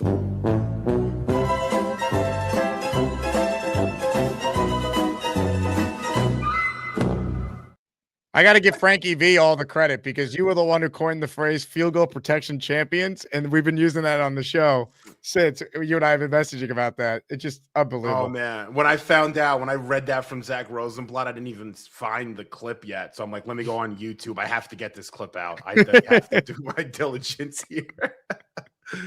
Field goal protection It was my champions. duty. I couldn't believe he said that. I really couldn't. Dude, when that makes the list of positives, the people still defending this horrible coach, I don't know what to tell you. Do we understand the levels to? There's levels to that statement, right? You're saying that you got these guys so focused that the freaking backup offensive linemen, that all they have to do is put a step down and put their head there. That is why you're a good head coach, or that gives you like any credibility of being a head coach because of that. one step by a backup offensive lineman. I'm sure you had a lot to do with that. That is insanity, bro. Like at the time I heard it, I'm like, am I missing something? Like maybe I'm missing something here. Maybe I'm just being a jerk. And then I'm like, no, I'm not being a jerk. This guy's out of his mind. He's out of his mind. Dude, he's the same coach that brought up his brand of football being a garbage time drive down 40-13 against the Jaguars. This is the same guy. Like, imagine you're a player watching that. I'm like, you better not have the score there. Like if you made them, I want to know if when they watch that drive, if the score was actually there or was it like coaching tape? I hope it was coaching tape that the score wasn't there because that's not something you really flex. It's unreal, man. Like, honestly, like Aaron Glenn was safe, we all thought, when they made the trades, and it looks like he probably is. But the fact that it actually got to this, where there was like real discussions and all the insiders are reporting on his job status, like that just speaks volumes on how dog shit of a job he did in year one. We got to be honest. Jay Quest says Dion needs an intro. Dana says Dion, keep calling in more. Hey, I want to shout out to Dion. He did a great job, and he should become a regular caller. Perhaps Dion could call his way into as Maniac Madness coming in March. That was fun when you did it last year. That was cool. Get your brackets ready. Curly Norman, he's got a super chat here. I want to get caught up on that. We'll get right back to the calls. Have faith in one hand and shit in the other and see which feels first. I don't trust Glenn to develop a photograph, let alone a rookie QB, wasting our time. I get that, Curly, but you have no idea what Charles London is capable of. But listen, like, you know what? Why does Woody Johnson think? How does he think? Maybe not why. Maybe the better way to ask it is how. He doesn't think. How does he thinking's overrated? How does he think Aaron Glenn is the right guy to develop a quarterback who's not on the roster right now? You're going to bring one in. I know you are. You saw how your stadium looked a few weeks ago. You're going to bring one in. We all know you are. Why do you want this guy to be there? Don't you want someone that's going to be proactive in the development of a rookie quarterback? Preferably had some experience developing a quarterback in the past. This guy doesn't have any experience developing anybody on offense. You know, thinking is overrated. We don't need to think. It's overrated. That's how you get another defensive-minded head coach. Well, there you go. Learning on the job. Because you get the tough guy, the strong handshake. You know, that I guess that's what it has come down to here. In terms of who he thinks going to be able to revive this franchise. They're dead, Jake. Franchise is dead. Oh, they've never been more dead. I've lost all hope. They haven't been more dead, man. I am actually dead. I love this team. I love the Jets. My favorite team in sports. Yep, me too. I love them. I love everything about them. But I'm done, dude. I've been done. I'm dead. I'm just laughing at this point. I've gotten it out of my system the last couple of days. Glenn's speaking tomorrow with Muji, so I guess he's back. You know, it's just I hope I'm wrong. I won't be, but I hope I am. Mike says, let's hope Woody wakes up tomorrow morning when he gives Glenn his morning hug and whispers in his ear, get the fuck out. A little Ari Gold entourage special. Get the F out. King Assure. Great scene. In the raffle for two. All-time favorite show. Yeah. King Assure. I'm not here to show for Glenn. I don't think he's the answer, but in my book, my heart, I want to see him on a second year. Will Glenn share the same initials as Adam Gase? What else do you want? So we've done the coat type thing, and now AG to AG. Adam Gase, Aaron Glenn. You know who's happy? There's one person who's benefited greatly from the Aaron Glenn catastrophe that was this season. It's Robert Saleh, who just signed with a new sports agency. Robert Saleh just signs with a sports agency, goes, look what I did with those guys. Look at how this year went. Who's going to hire me as their head coach? Seriously. Honestly, look, people can say whatever they want about Saleh. Robert Saleh is Vince Lombardi to this point compared to Aaron Glenn. It's not even 100%, man. Robert Saleh, we were a top 5 defense in a few of his seasons. And we saw development. They almost beat the Bucs at the end of his first year. Dude, Saleh won 7 games back-to-back years with Zach Wilson, Tim Boyle, Mike White, Trevor Siemian. Again, he was not a good head coach. Ultimately, the mistake Woody made was not recognizing that we've gone all we could go with Saleh, and it's tough. You didn't get a chance with Rodgers. Fire him after 23, or give him all up 24. The biggest mistake they made and where this all started and why he might be afraid to fire Glenn now is because he fired Saleh 5 games in. He doesn't want the perception of the Jets to be clown show dysfunction. But I'll tell you what, it will only get worse if that's the reason for not firing Glenn, because now you're allowing him to pick the quarterback and set your franchise potentially back even further. Now we got to pray that there's a Ben Johnson, Liam Cohen type out there in 2027 that could fix Dante Moore, assuming he's not, broken and actually legit coaches want to work with him in 27. It's so unnecessary, the path we're now putting ourselves on by retaining this head coach. Is anyone really going to be that mad or disappointed if we do fire Glenn? Maybe disappointed is the wrong word because he was a former Jet. But is anyone going to be really ticked off about it? Is anyone going to say it's not justified? That's what I'm right? saying. Like, it's not. I mean, yeah. I mean, we're looking at this has been a historically bad year. And I'm not even talking. Forget about the last month, right? Because the last month we were taking. How about starting 0-7? How about that? I mean, like, does anyone want to bring that up? I mean, you had like 3 different points in the season, the two ends of which were awful, historically bad December last 5 games, historically bad start. I mean, yeah, you won those 3 out of 5 in the middle of the season, which actually screwed us in getting the number 1 pick, whatever.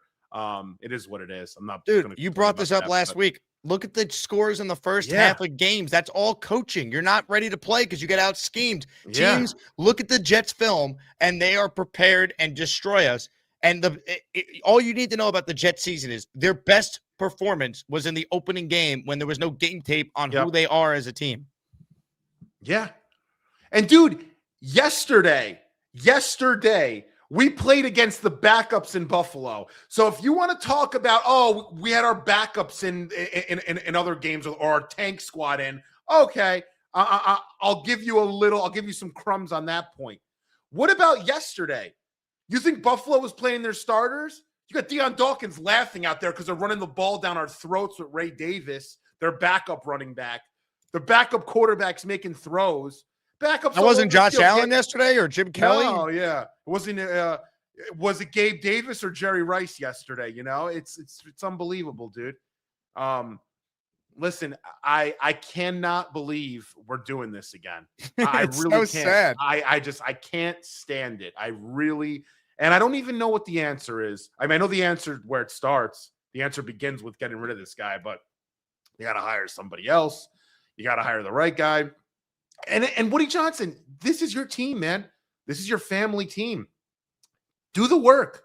Admit you're wrong. Pay this guy his money. He'll love that $40 million coming in, hitting the ACH. Trust me, bro. He'll love it. Yeah, he's gonna love that crap. Who isn't? He'll be all right. This guy's not meant for this job. He's not. I don't know what job he's meant for, but it's not. He's here. an assistant coach. I'm sure That's he's fine. And he's a solid assistant coach. Yes. I never was in love with him, but he did a good job last year. He's a former player. Detroit. Players like him. He's not a head coach, and that's okay. Yeah. It's I don't different. think. Like you were saying, you said it yesterday beautifully, Jake. You said it. There's a big difference between being an assistant coach and a head coach. It's 2 completely different positions.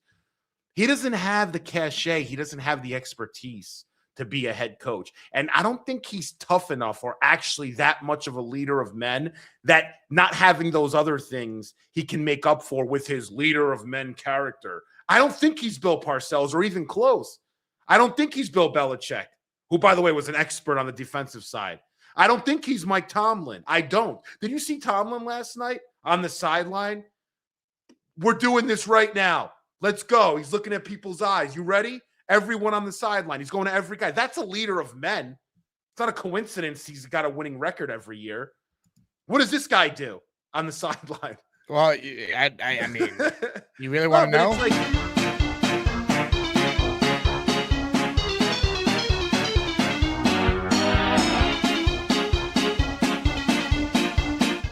Again, the interception stat is the most that is the most unbreakable record in the history of professional sports, as far as I'm concerned. It will never happen again. No, it won't. It'll never happen again. Yeah, since they started tracking that stat, since 1933? 1933. He's a former DB. He had 40 picks in his career. I feel like I take crazy pills when I argue. Like, it should be so obvious this guy needs to go, and the fact that he's staying, it's like, what are we doing? It doesn't make any sense. The only reason, Jake, he's staying is the circumstances around the hire. They wanted a culture reset guy. They wanted What's somebody. the Jets culture right now? Is it good? No, man. But they gave him final sign off on the roster moves. I could They're waive that allowing him to- immediately. Muji, Yeah. you're the GM. No, I'm with Rich you, bro. Spielman, you guys are leading the coaching search. Let's go. Keep Chris Banjo. You know, Yeah. that's Mike very Vrabel tough. retained Yeah. Jeremy Springer. Mike Yep. Westop was on 3 Yep. different Jet coaching staffs as the STC. Same with Yep. Brant Boyer. Like, what's the difference here? No, of course. Yeah, definitely. You know what Woody Johnson needs to do at this point? He needs to go and talk to people there. Like he needs to, hey, Darren, let's have a seat. Let's talk about this. Can we Hey, ever win with this guy? Be honest. Yeah, even the OC, Tanner. What do you think about what happened this year? What do you think about this foundation that we're trying to build? What are your issues? Be honest. Let's throw it on the table. Banjo, bring him in. Bring everyone in. Bring in your top players. Talk to Jermaine Johnson. Talk to Jamian Sherwood. You know, you got to sit down and talk and get a sense of what's really going on. You know, because I'm sure it's all going to point back to this guy. Just based, the team quit on him yesterday. I'm not even speculating on that. That was a fact. I don't know what those linebackers were doing yesterday.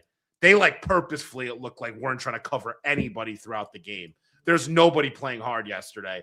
If you love your head coach in actuality, or you want to play hard for your head coach, you respect him that much, you got to give a better effort than yesterday. I hug him every day.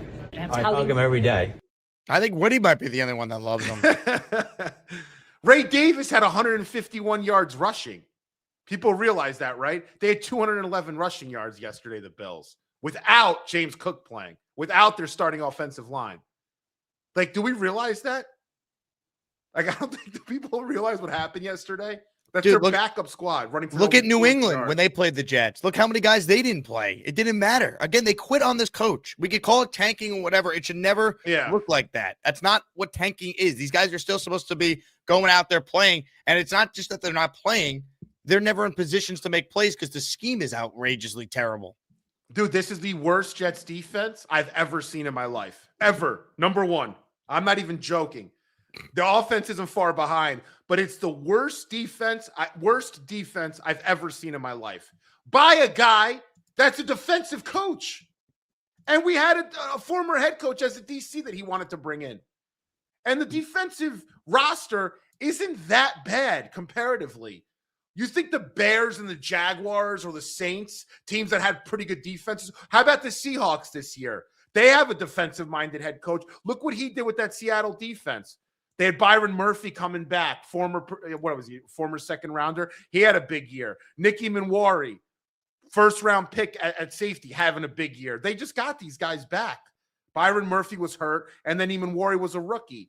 He propelled those guys into premier kind of players at their position. Seattle's had a great defense because they have a great defensive-minded head coach and what he does, which is defense. How does this guy allow this to happen this year? That's your side of the ball. What do you think? Life isn't going to be what you think it is.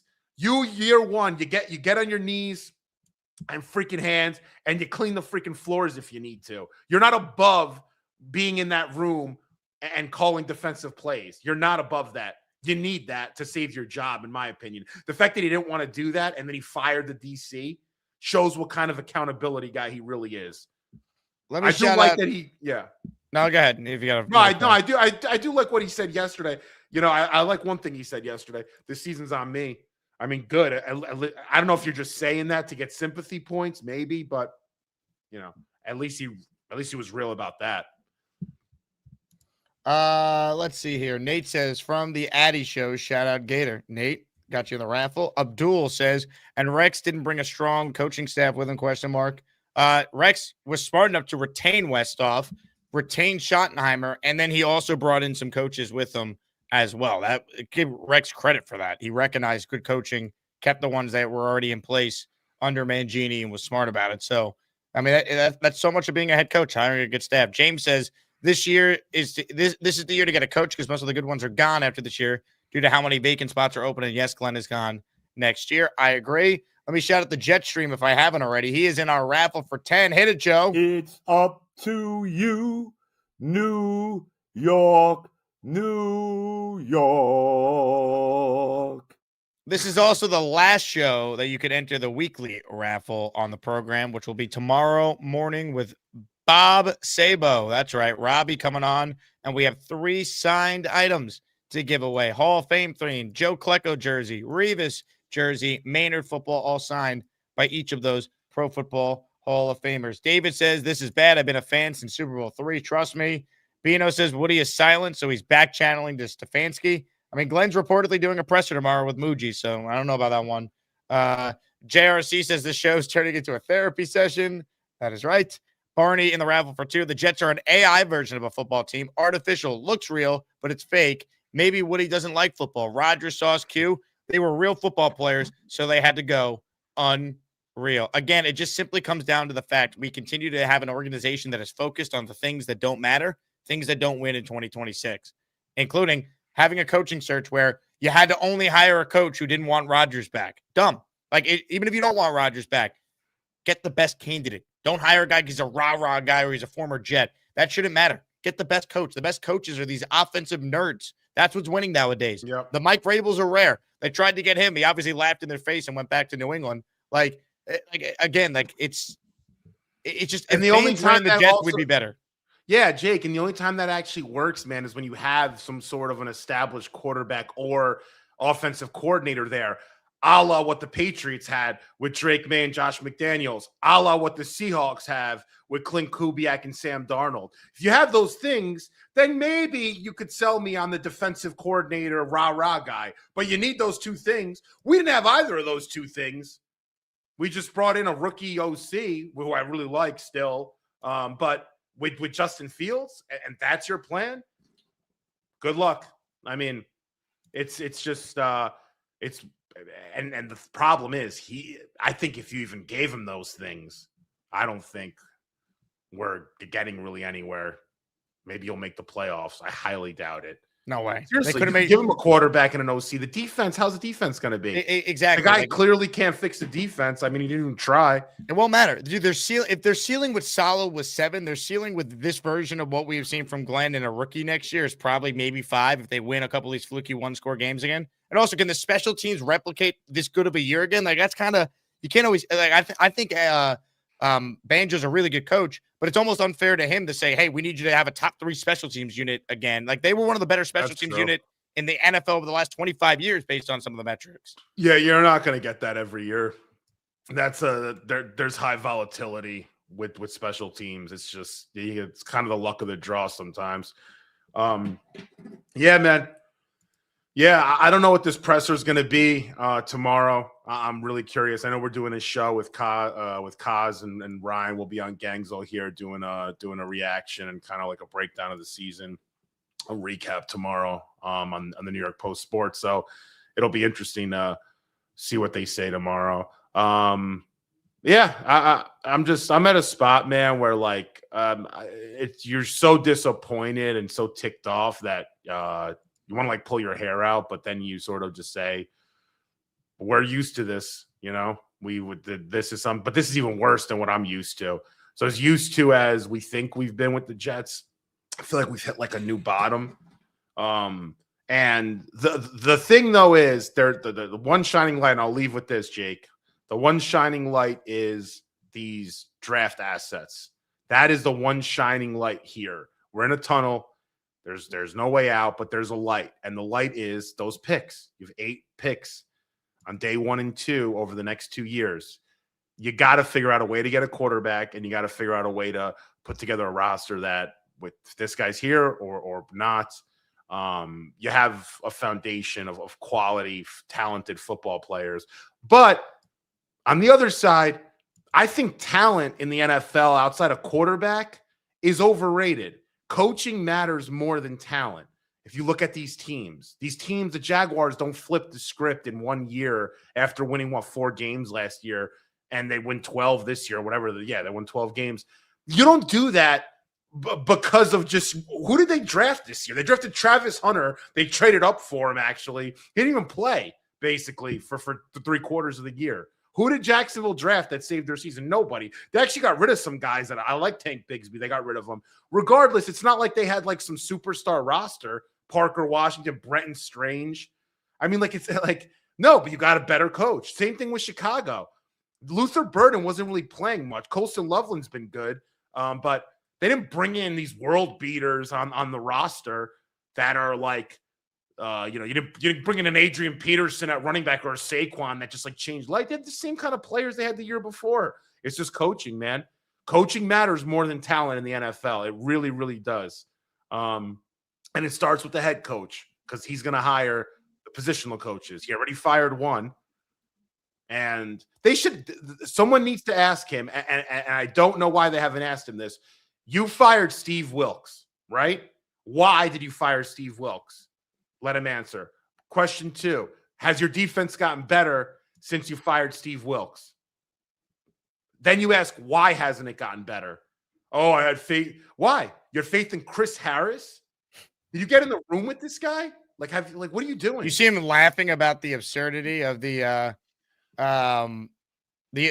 interception streak this week. He's like, yeah, I've never seen anything like this. And he's like chuckling. Yeah, you should be embarrassed, dude. Like, you're a part of NFL, NFL lore for all the wrong reasons. Like, that's one of the most embarrassing things to have on your resume ever. You were part of a defensive coaching staff that became the first to ever not have an INT, and he was the secondary coach on the staff. He coached the DBs. Yep, Jake, I went into ChatGPT and I asked ChatGPT to do a little analysis as to how hard it is to go an entire NFL season without getting an interception. Do you know what the numbers say? It is thousandths to millionths of a percent. It's not just rare. It's historically anomalous. Like, it's literally impossible. It's like Murphy's Comet, whatever the hell it's called. It's like literally, it's not possible. It's like getting hit by a freaking meteor. Seriously, that's really what the hell it is. You're talking millionths of a percent.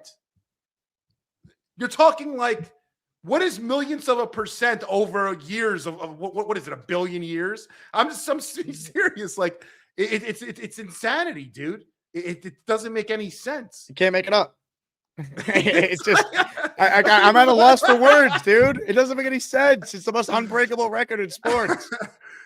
You could have, how long's the Earth been around? What is it, 4 billion years? I don't know what the hell the number is, but geez, I mean, since the Earth could be around for another 4 billion years, and they can play 4 billion years of football, and you'll get an interception, I think, every year. Frankie, you're the man. Love having you on, dude. We'll have to set up a time this brother. offseason to make this a weekly. I'm looking forward to it. Oh, I appreciate that, man. Thanks, man. Frankie V, U Stadium founder. Check Frankie and the team out there. Download the app. They do a good job. And, man, it's just, if we don't laugh about this stuff, we'll cry. I mean, it's unbelievable. Again, this is all you need to know about coaching, though. I brought this up to Frankie when he was on. Look at the scores in the first half of games this year. I wouldn't even put the Buffalo game in the graphic here. Why bother? Again, when the Jets were trying to win, these were the first half scores. All you need to know about Aaron Glenn is his second ever game as a head coach after he basically tried to act like they won week 1. Moral victory, horse shit. They come out against the Buffalo Bills, a division opponent, and they no-showed the game.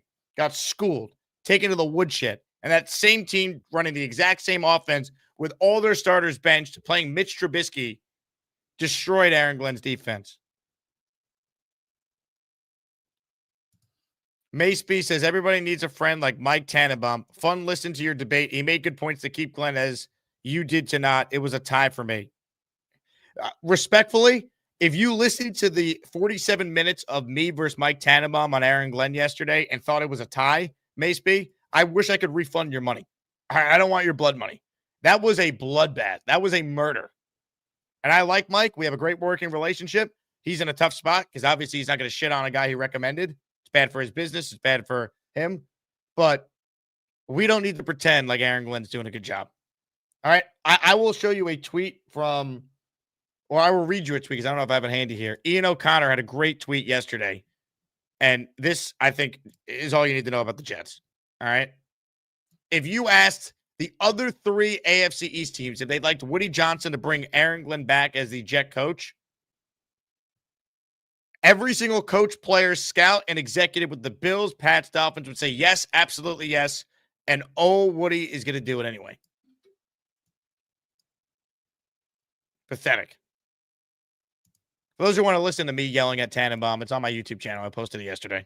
We do a weekly show together from 8 to noon on Sundays. But this tweet just sums it up.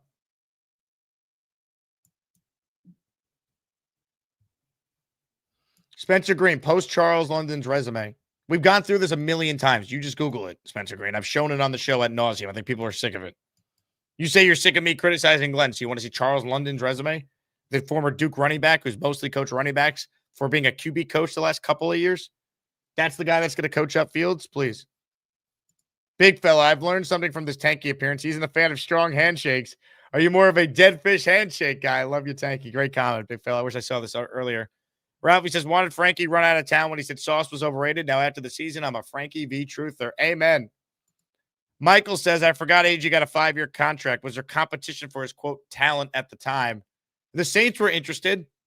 Saints fans are when the Jets got their shit kicked by the Saints, there were a lot of Saints fans online saying, thank God we didn't hire this guy. Amanda Madison in the house. She's only been a channel member for 3 months. How could that be possible? Just cackled from Hawk's comment, if we don't laugh, we'll cry. Hawk, the thinking is overrated guy. Hire the X's and O's don't matter guy. That really is a good point. Who said that? Hawk said that or you said that? The thinking is overrated guy. Hire the X's and O's don't matter guy. That's got to be Hawk's comment, right? That's great. You know, thinking is overrated.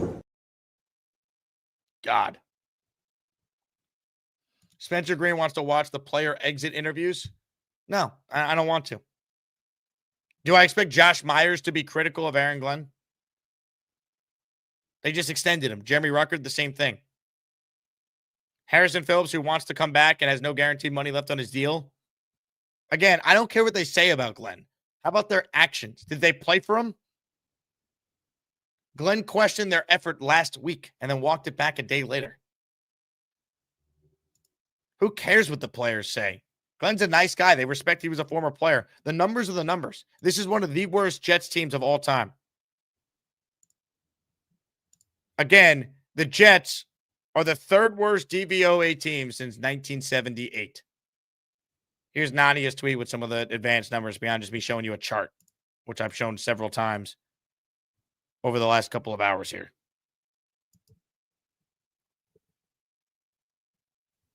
Armani says, hello, you play to win the game. Heard Edwards' voice. Solid didn't have a winning season. There's no moral victory seasons. AG sucks, got it, but Woody will not make a change. Let's get back to optimistic 2020, Jay. Armani, when there's reasons for optimism, I could do that, but I can't fake that. I don't care how much money you pay in a super chat. I don't think the audience wants that. I think people come to this show because whether they agree with me or not, they know it's my opinion and it's honest. We don't carry the water for anyone around here. I told the guy who hired Aaron Glenn that Aaron Glenn's a joke on the radio yesterday. All right, I think I proved it myself. So, I don't know what to tell you. I can't be optimistic if I don't believe it. I don't think anyone wants that. They don't want it sugar-coated. They want honesty. If there's reasons to be positive, I'd be happy to accentuate them. They don't exist right now. Let's be honest. Let's say hi to Rick. He's up next on the Gus Buster Hotline. Hello, Rick. Hey, Jake. Happy New Year. What a disastrous year. You know my thoughts to a great extent. I just want to touch on the Salah one more time. I know I sound like a broken record, but you could look it up from last year. When they fired him in England, they were 2-3. They could have beaten the Vikings in Denver and possibly been 4-1. Was he a good overall coach? No. Was he a great defensive coach? Absolutely. Look what he's doing this year without Bosa and Warner. Just amazing. On that last drive in that great game that the 49ers won, he had a weak defensive line rushing the quarterback better than I've seen the Jets do with Jermaine Johnson and Will McDonald.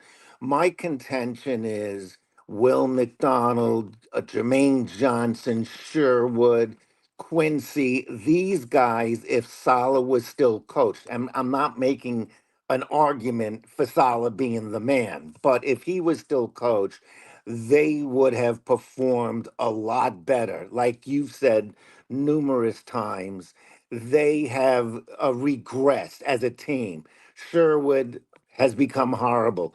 Quincy, who always overran the play in the early days of his career, learned how to stay in his lane and became a much better player over time and improved tremendously under Saleh. Sherwood improved tremendously under Saleh. And now they look lost in the sauce.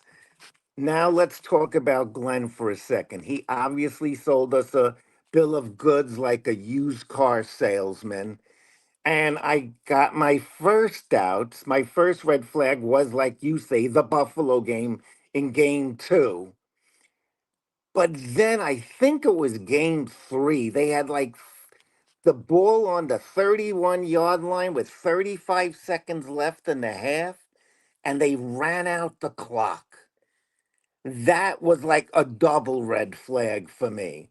Then the Ravens game. They're actually playing well against the Ravens. They have 4th and 2 on their own 41 with the score 13-10, and the schmuck decides to go for the first down. Doesn't make it, obviously, and Baltimore runs right down. And the down defense the was field actually and wins. surprisingly playing well that game, Rick, against the Ravens at that point. Yeah, they were playing a good game. Yeah. So please, and I know you've said this before, let's not use the tanking as the reason why the Jets had such a poor record. Like you've said, they were 0-7 when they were trying to win.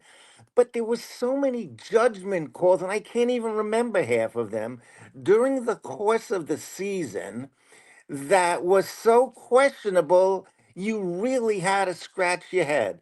Going for it when he shouldn't be going for it, not going for the first down when he should be, not going for a game-winning field goal because he didn't know how many yards it was, 62 or 68. I can't even name them. There's like 100 of them. And yet, the reason it's all going to come down to Woody. You see, the 49ers, they have an ownership group, the York family, who took over for Eddie DeBartola. But they knew nothing about football. So they got this guy, John Lynch. He's a monster. He knows exactly what to do. And the York family is more or less the puppet, for John Lynch. So, that's the way Woody needs to be. But his ego would never allow him to do it. To get somebody as a president of operation that the only responsibility for Woody would be to sign checks. Period. To get a real football person. Because if they had a John Lynch running the show in New York, the Glenn debate would not even be a debate. He possibly might not have even made it till the end of the first season. He never went and hired, Rick. That's the big thing. If they had a real football person here, and they weren't like a great call. Like if they didn't just want like the rah guy, like they went about the search all wrong. That's how you get Glenn. They didn't interview Mike McCarthy. They didn't interview proven offensive guys. They didn't even try to interview Liam Cohen.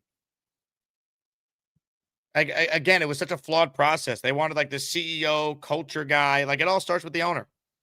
Again, Glenn's terrible. He talked a big game, so I'll continue to destroy him because he's a fraud and a phony. But at the end of the day, this is the owner's problem now.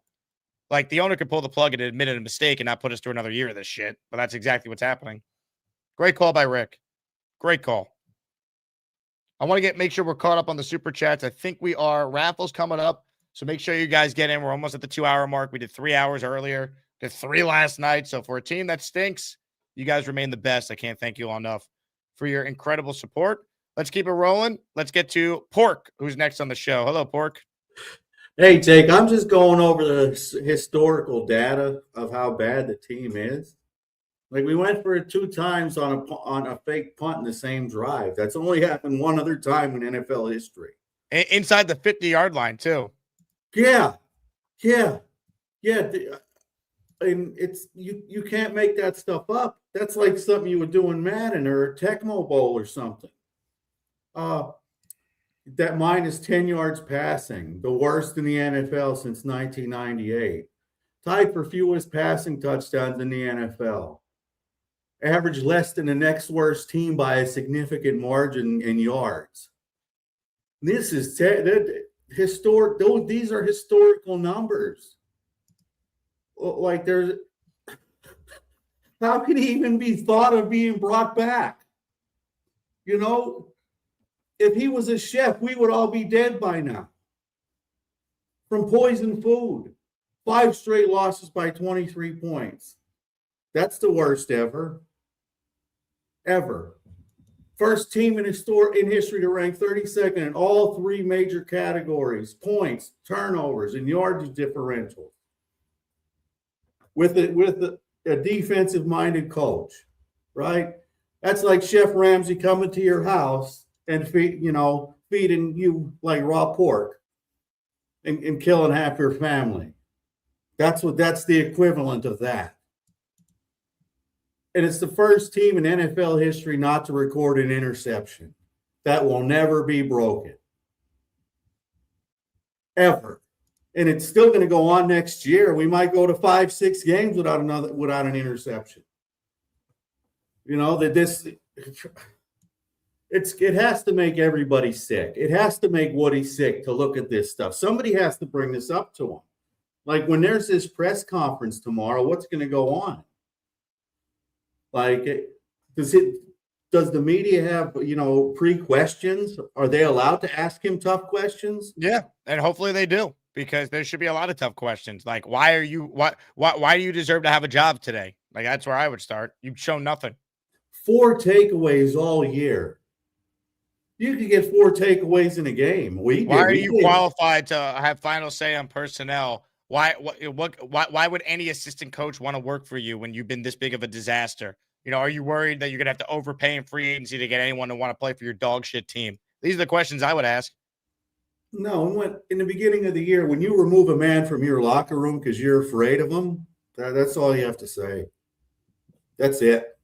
That was it. We should have cut bait at that point and cut our losses. Once he said, "I'm afraid to have you in the locker room because you're more of a man than I am, and you know more about this game than I do." That's what he said to Aaron. And that's why he ran him out of the building. Hawk says the best analogy I've heard so far: changing the staff and not firing Glenn is like shitting your pants and changing everything but your underwear. Hey, I'm out. Have a great night, guys. Jet life to the next life. Pork, we love you, man. Great call. Let's see. Jetstream says, keep roasting Pork. Also love the shirt, my guy. Pork in the morning. I'm glad he's calling a lot more. We need him. True legend. Spencer Green in the house. Here's the deal. We don't agree at all. I support you. But, Jake, I asked for Charles London because you paint him as a running backs coach. I asked for JJ Player exit interview, Quincy, and you don't watch. It's crazy. Respectfully, I don't need to just interrupt my show when I've been on the air for 2 hours and show random exit interviews from Jet players. I don't quite, again, Spencer, I don't care what they say. I don't care what Aaron Glenn says.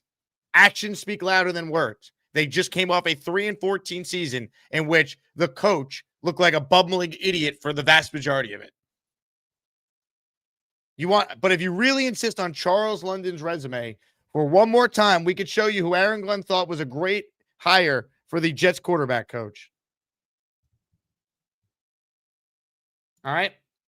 I will give it to you, Spencer, because you just need some Charles London in your life. Here you go, buddy. Just for you.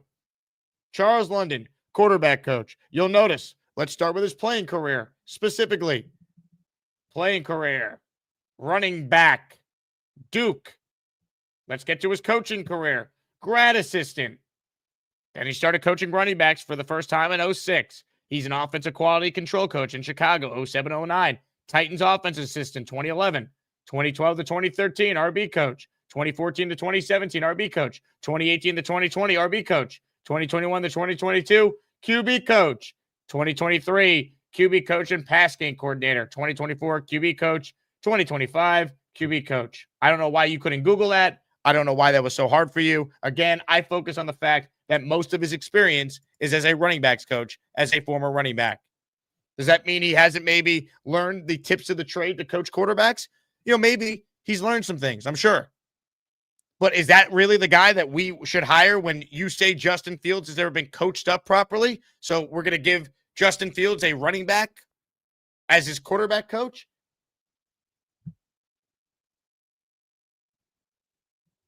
I don't understand. You didn't need to spend $10 for that, Spencer. Just dumb.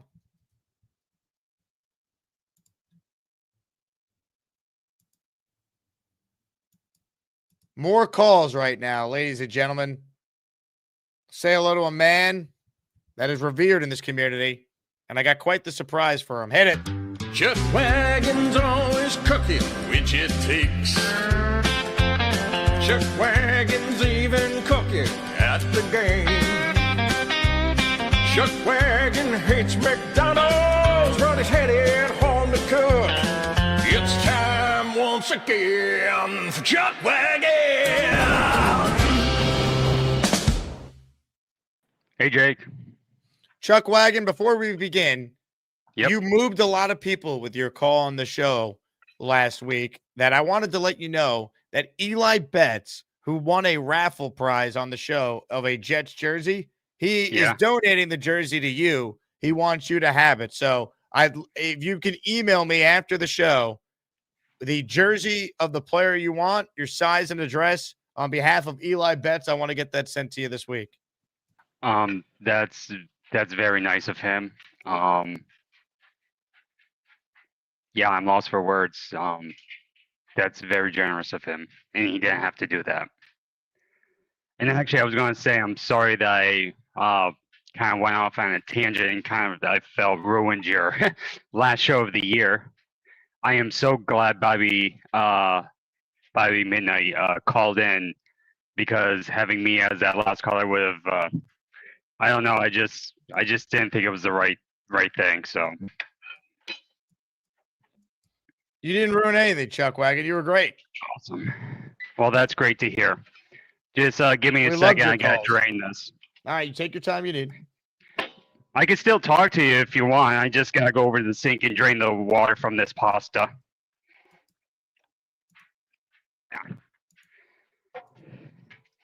So, since I have you, listen, I told you I really want to shave my head, but unfortunately, I don't think Woody Johnson's going to pull the trigger and fire him. So, but it would have been really nice to shave my head for a good cause, because I think it would have been totally worth it. Well, I'll tell you what if you just do it anyway, Chuck Wagon?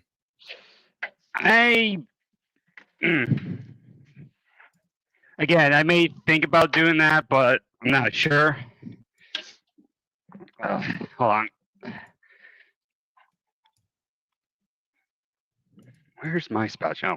What are you cooking, Chuck Wagon?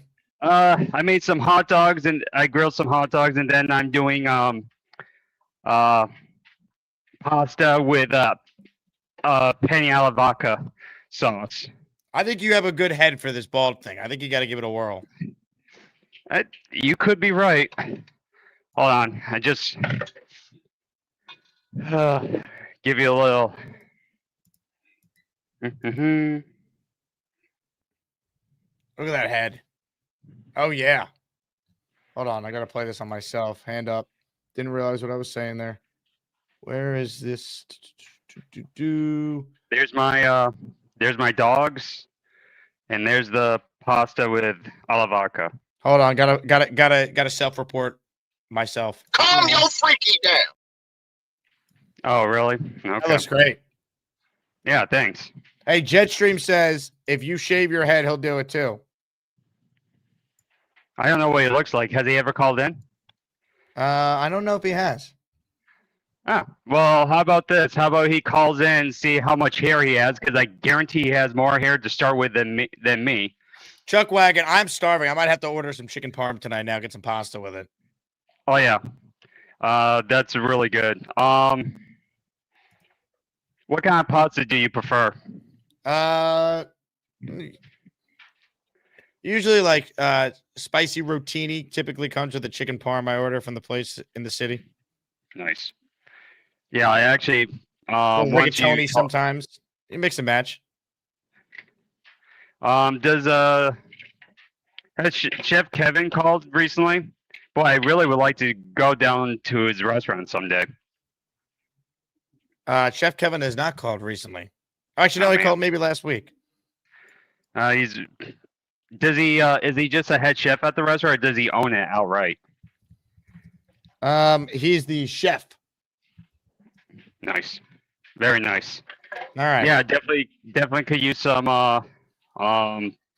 tips and all that whenever he does call in. Well, Chuck Wagon, stay on the line because Jetstream might be calling in and you guys might be shaving your heads together. I hug him every day. I hug him every day. We'll get to that coming up. Home stretch here. I'm counting raffle tickets. I also need to introduce our next caller real quick, but I want to do it properly. I want to give him props. I thought this was one of the best sports radio calls I've heard in a while. Yesterday, during our radio show, Mike Tannenbaum and I were having the discussion about Glenn. I was telling to Mike's face, I think he should be one and done. And we started taking calls. And the first caller that called in was none other than this guy. Belt Mike in New York City, who was up first. Hold on. I cut it off. Here, let's make sure you guys can hear it. Here we go. Of minutes, 800-919-3776. Let's say hello to PBM, Purple Belt Mike in New York City, who is up first this segment with Mike Tannenbaum and Jake Asman. What's up, Mike?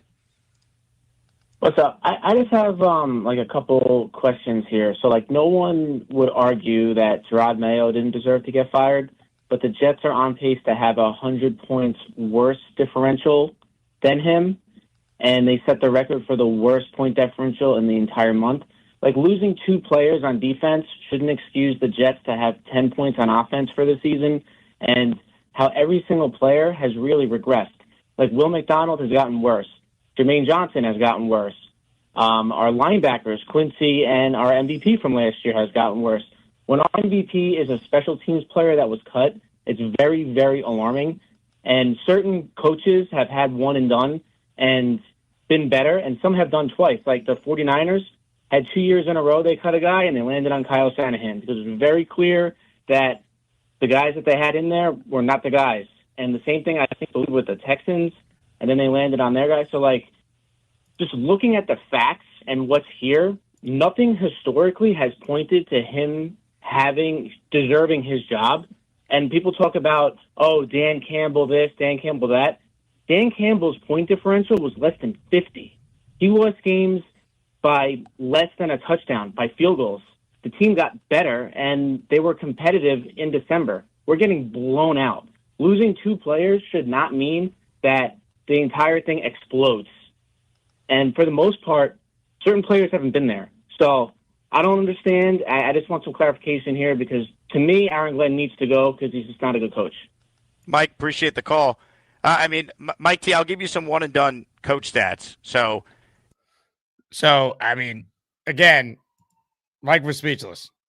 I can play. Anyone who wants to hear the full segment, I recommend it. All right. I thought the callers were tremendous, including the guy who's on the line. Purple Belt Mike, he loves the dark night. He's got a green pool and he jumps right in. Maybe someday he'll get a brown belt, but for now he's just that Purple Belt Mike. Purple Belt Mike, it might be purple, but he can still kick your dirty ass. Yeah. Bravo. Great call. Everything you said was factual. I was going to give Mike a chance to jump in. He didn't. So then I was like, well, I got some stats on some one-and-done coaches I could tell you about. And I held back a little bit because he was the same guy that said draft Hendon Hooker 15th overall over Will McDonald. But whatever. But I have some stats for everybody because now the season's done, comparing Gerard Mayo to the Jets. And by the way, I don't know if this is true because I haven't been able to fact check it. I've been trying to. But apparently 71% of all Jets points were in the second half all season. Now, I don't know if that's true, but that's what I heard. Well, that makes sense. Look at the score. Look at the first half scores in the first half. That does make sense. So then what the fuck are we talking about the 7th best rushing offense or whatever? If the game is 21-0 at halftime, they're just going to let the people run the ball to let the clock up. So the rushing numbers are bullshit, right? Like who cares? Of course. So anyway, so that's one. But two, so records. Gerard Mayo was 14-13, and the Jets were 13-14. One game, no big deal. Points for, Patriots had 289, and the Jets were better with an even 300, 8 points. This is the big one. Points against, 417 for the Patriots, 503 points. It's one of the worst points against in the history of the NFL. Then we had the worst scoring defense in the NFL. Gerard Mayo was 20. Their turnover differential for the Patriots was even. The Jets have the worst in NFL history, negative 29. Obviously, historically low interceptions because we didn't have any. They allowed 50 yards a game more rushing and 50 yards a game more in passing. So we were extremely worse, or I should say Aaron Glenn's first season was extremely worse than last year's season with Gerard Mayo. So anyone calling for Gerard Mayo to try and anyone calling for Aaron Glenn to not be fired, you should look in the mirror and just take a deep breath and look at the facts. He's been horrendous and way worse than Gerard Mayo was. In every single category, he's been worse except special teams. So, what does that do? That actually got us one less win. How about that? For having All fair. special teams. So, I know that Jets Johnny was trying to say, oh, what's one thing he does good? What's one thing he does good? Maybe we had the 7th best rushing defense because the game was over, no one cared, and they wanted to kill the clock. And they let us run. Rushing offense, yep. Yeah, rushing offense. Yeah, that's probably what happened. So you got to figure it out. Totally different scenario, PBM. What do you mean that's a totally different scenario? No, there's nothing different about this scenario. Gerard Mayo was a disgrace. He lost the team. He called them soft. Aaron Glenn said the Jets had no effort and then walked it back. Aaron Glenn checks out like every other one and done coaches since 2016. They don't even use Gerard Mayo. Let's use Frank Reich, Lovie Smith. I did Cully and Lovie Smith back-to-back doing afternoon radio in Houston. Nathaniel Hackett, Urban Meyer. All these coaches that came in next took their teams to the playoffs. There's somewhere the Jets haven't been in 15 years. So please, let's stop defending Aaron Glenn. Let's stop doing it. Let Aaron Glenn tell us what he does well as a coach. When he tried to do that, he referenced blocked field goals. Lack thereof. Enough said. Stop. All right, we don't need to pretend. It's crazy. So, I just had to put the stats there that show that Gerard Mayo was better than Aaron Glenn. He was. He won more games. And I feel like that team was actually worse than the Jets. They were. Talent-wise. They were. Who they have at wide receiver? What the hell are we doing here? Again, they had Drake May last year and sucked with him coaching. They recognized that. And then what do the Jets do? Let's keep Aaron Glenn. They also had stupid plays they were running with Drake May, and he wound up getting hurt. I think one of them was against the Jets with the concussion, right? I don't know. Yeah, he got hurt in that second Jets game. You're right. So I don't know. Whatever. Next year, our ceiling is 5 wins. The floor is first overall.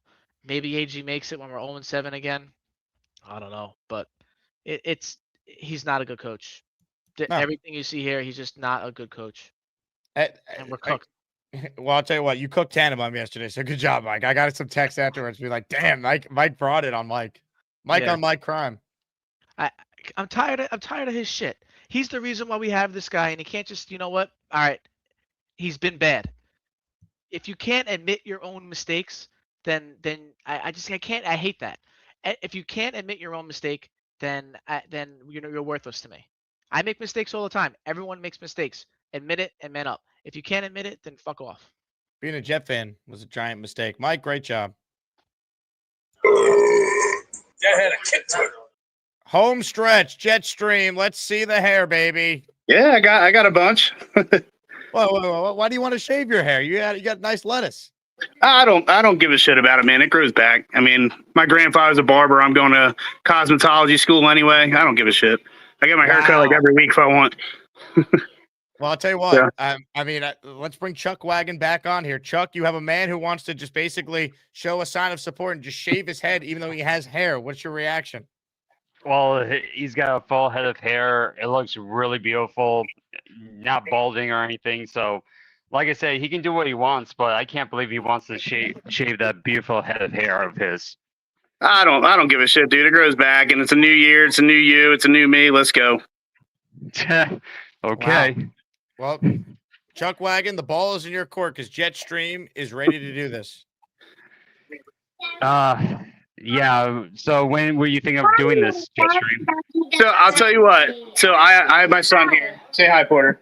I have to wait till if I can do it. I have to wait till my wife gets home. But I'm happy that if you're streaming tomorrow, right? I'm streaming every day this week. All right, gotcha. I'll try and get on tomorrow, and I'll show you my my shaved head. and then we'll go from there. All right. So Jetstream's going to take the leap of faith that you're going to join him, Chuck Wagon. Does that sound good? AM show or PM show? What's easier for you guys? The second show tomorrow? For me, it's AM, but maybe we can, because I have a cosmetology school at night. Okay, so yeah, do it. If we'll split it. He does the AM show, and I'll do the PM show. All right. For those watching live, Jetstream as a sign of support for the Wagon is going to shave his head, and then Chuck Wagon will shave his head on the second stream tomorrow. All right. Done deal, ladies and gentlemen. Great catch. And by the way, Jetstream, your signed Kevin Mawai jersey, I will be sending out tomorrow with the other raffle winners. Sweet, bro. Thanks, man. I appreciate it. Well, thank you for all the support. Chuck Jake, Wagon. Yes, go ahead. What were when I have to send you the email, what are the options for the jerseys? You ready for the options? Look at your screen. I'll pull them up for you, Chuck Wagon. Joe Namath, Joe Klecko, Curtis Martin, Wayne Corbett, Terrell Rivas, Nick Mangold. Okay. Keyshawn Johnson. Got it. Excellent. Who are you thinking about? It's between one of two people, but I got an idea. It's one of two. Love it. All right. Well, you keep us posted. Give him a I hug. hug him every day. I hug him every day. Can't wait to see that Wagon head. A Jetstream from the clouds just volunteering to shave his head. What a community. All right. Today's closer is a man who, honestly, he doesn't normally have a lot of energy. So I'm surprised he called in. Maybe he, maybe he got the urge over something someone said on the show today. I don't know. He's usually low energy. Usually we got to try and wake him up half the time. It's Mad Max ain't yapping about jets. That boy, he's jamming. He's slamming. Freaking dancing. Wall smashing. I'm Jake Asman. If Mad Max ain't ever stop yapping, that boy, he still be dancing. Then call Jake Asman. He got an orange wall. Can you guys hear me? Dildos. Oh man, so the off season starting. So here's the positions we need in the off season. So the most important position we need is quarterback, but we need a wide receiver too. But there's really a couple good wide receiver 2 options. Whether it's Carnell Tate in the draft, quarterback in the draft. If we can't get Fernando Mendoza, if Dante Moore declares, it could happen. Chambliss could be a good option. Another underrated option is Diego Pavia. What's your thoughts? Do you think the Jets should draft Diego Pavia? No. Why not? I think Pavia has potential. I was watching his highlights. He shows good potential. And then I was watching the SEC Any Given Saturday show, and he has a good personality. He would be a good quarterback for New York. That's what I would think. If I'm taller than an NFL quarterback, that's not a good sign. Not a good sign either, but we need a wide receiver too, whether it's Carnell Tate in the draft or but we have all offseason to talk about, but Carnell Tate's what I'm leaning towards for the wide receiver in the draft. We need another defensive end. We need a safety. We need a corner. We need a new coach, but let's see if Anglin gets fired. I know they have a press conference tomorrow, but I highly doubt it. Unless John Harbaugh gets fired.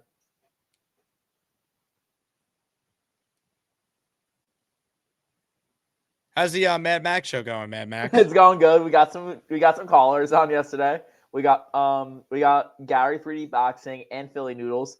Do you have any of your own unique callers in the Mad Max universe, or are they all as maniacs? We got mainly as maniacs. Mainly, we're trying to grow the show. Well, I think you might have. Who's the first person? Who's on the first show? Who's the first person who defended Glenn? Johnny. Jets Johnny tried to defend Aaron Glenn. Jets Johnny. Is Jets Johnny on the show? Because I would love to argue at this point. No, Jets Johnny is dead. Oh, come on, get him on the. Come on, convince him to get on the. No, he's no longer with us. Yeah, the Jets killed him. Oh man, is there anyone who's defending Glenn? Get on the show, because let's be honest. What are we going to defend? Is he going to defend? Get people on the show who defend Aaron Glenn, because honestly, I would love to argue with them. Mad Max, how does Aaron Glenn dance? He dances like very bad. This is the Aaron Glenn dance, guys. This is the salsa dancing. He does all that. Hey, accountant wants to know what you're on. All day, Jake. He does the salsa dancing. Hey, Mad Max, what are you on? Nothing. I'm just always energetic. All natural? All natural. Let me bring on my health guy. Beast, what is he on? I have no idea. Have you been drinking a couple monsters lately? Are you No, swigging no up- monster energy drinks. But Beast, we need 8 new players in. We got to get the ice baths in. We got some players who have balls. Honestly, We already knocked that down. We just need players, stars that'll have meat. I'll give you a hint. See this right here? Yeah. That's called gun control. What do our boys have? Nothing. Wishy washy, no muscle, small. What do you call Actually, that? It's weak. And That's you know what? weak. And Beast, you know what grade the Jets?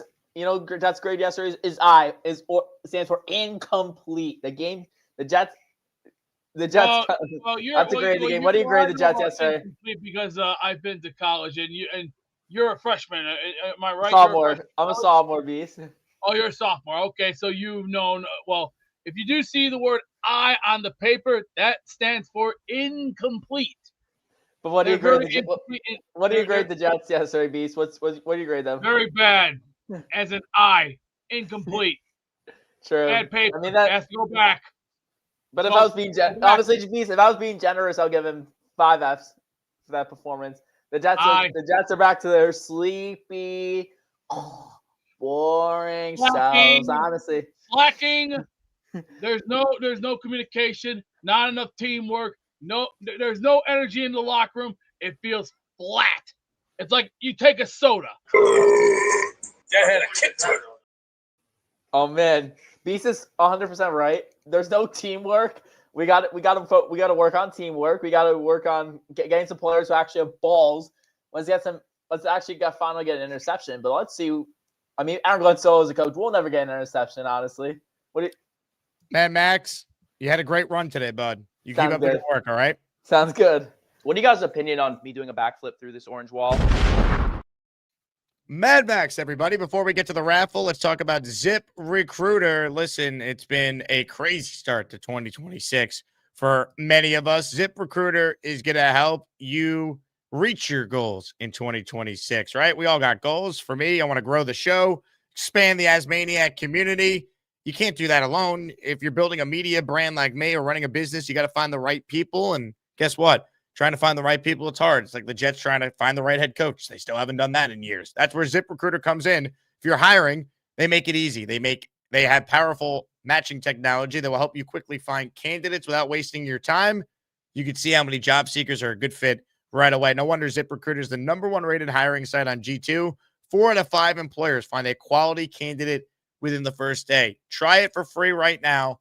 ZipRecruiter.com/audio. ZipRecruiter.com/audio. Again, use ZipRecruiter. Shout out to them for supporting the show. I hug him every day. I hug him every day. We're almost ready for a raffle, but first, a super chat from Knob. Donation to the Mad Max Narcan Fund. That had a kick to it. Well done, Knob. Ladies and gentlemen, it's time for the Asmaniac raffle. Before we get to it, though, we bring on our master of ceremony, Bruce Blubber. You know what time it is? A beast breaker. 666. I'm gonna take my fist and shove it up your ass, and then he gobble.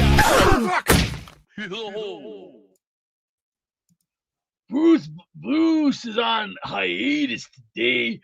Ladies and gentlemen, you guys get the Macho Man Randy Savage. Ooh, yeah, Mr. Slim Jim himself. Also the man that's dominated the world, both in the World Wrestling Federation and many others. Now, enough talking. It's 2026, and you know what time it is? It's time to spin the Wheel of Champions from Mr. Jake Asman. Don't you know what I'm saying? And remember, folks, step into a Slim Jim. Oh, yeah. Dig it. It's time to announce the winners of the weekly Asmaniac Raffle. Let's spin the Jake Asman Show Wheel of Champions and find out which Asmaniac is winning an epic prize. Macho Man Beast has done it again, everybody. Hey, good luck. This combines entries on both shows. We didn't have time to do a raffle at the end of the first show, so I put everyone in here. Someone will win a Jet jersey. You pick the player, but you have to email me if you win, asmanjake@gmail.com. Name, address, and I make sure that we get it. The jersey order if you need your size as well. Good luck to all. But only one can win on the show today. The Jets never win, but the Asmaniacs always win. Ladies and gentlemen, it's time. Your winner of a Jets jersey is...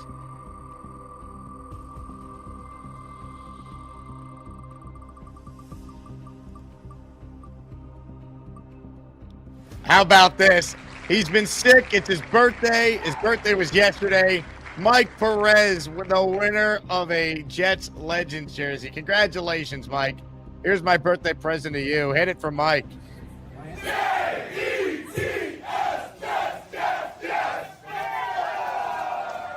Shout out to Mike and his lovely wife, who I've gotten a chance to interact with. Mike, congrats. Asman Jake, Gmail. We will make it happen for you. Congrats to Mike. You guys are the best. Thank you. I know we're all super pissed with the state of the Jets, but never will be pissed at this community for tuning in, whether we agree or disagree. We'll be back at it tomorrow. We got Robbie Sabo in the morning. I need to figure out what time Glenn and Muji are speaking, because maybe we'll time the show to carry that press conference live. So stick around for that, and we will figure it out from there. But again, thank you all for watching. Sorry the Jets stink. We're all, there we go. We're all in this together. I'll talk to you guys soon. JETS, Jets, Jets, Jets. Hit it, Bobby. And I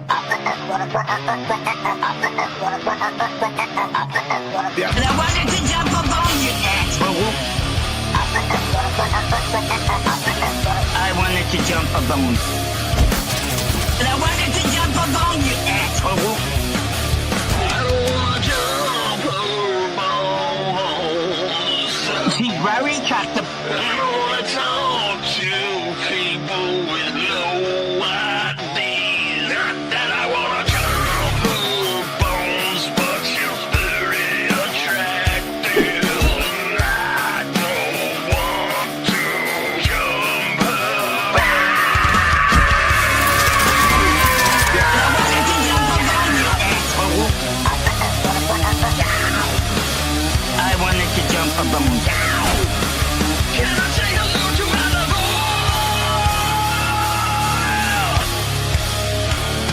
I don't wanna jump up. You know.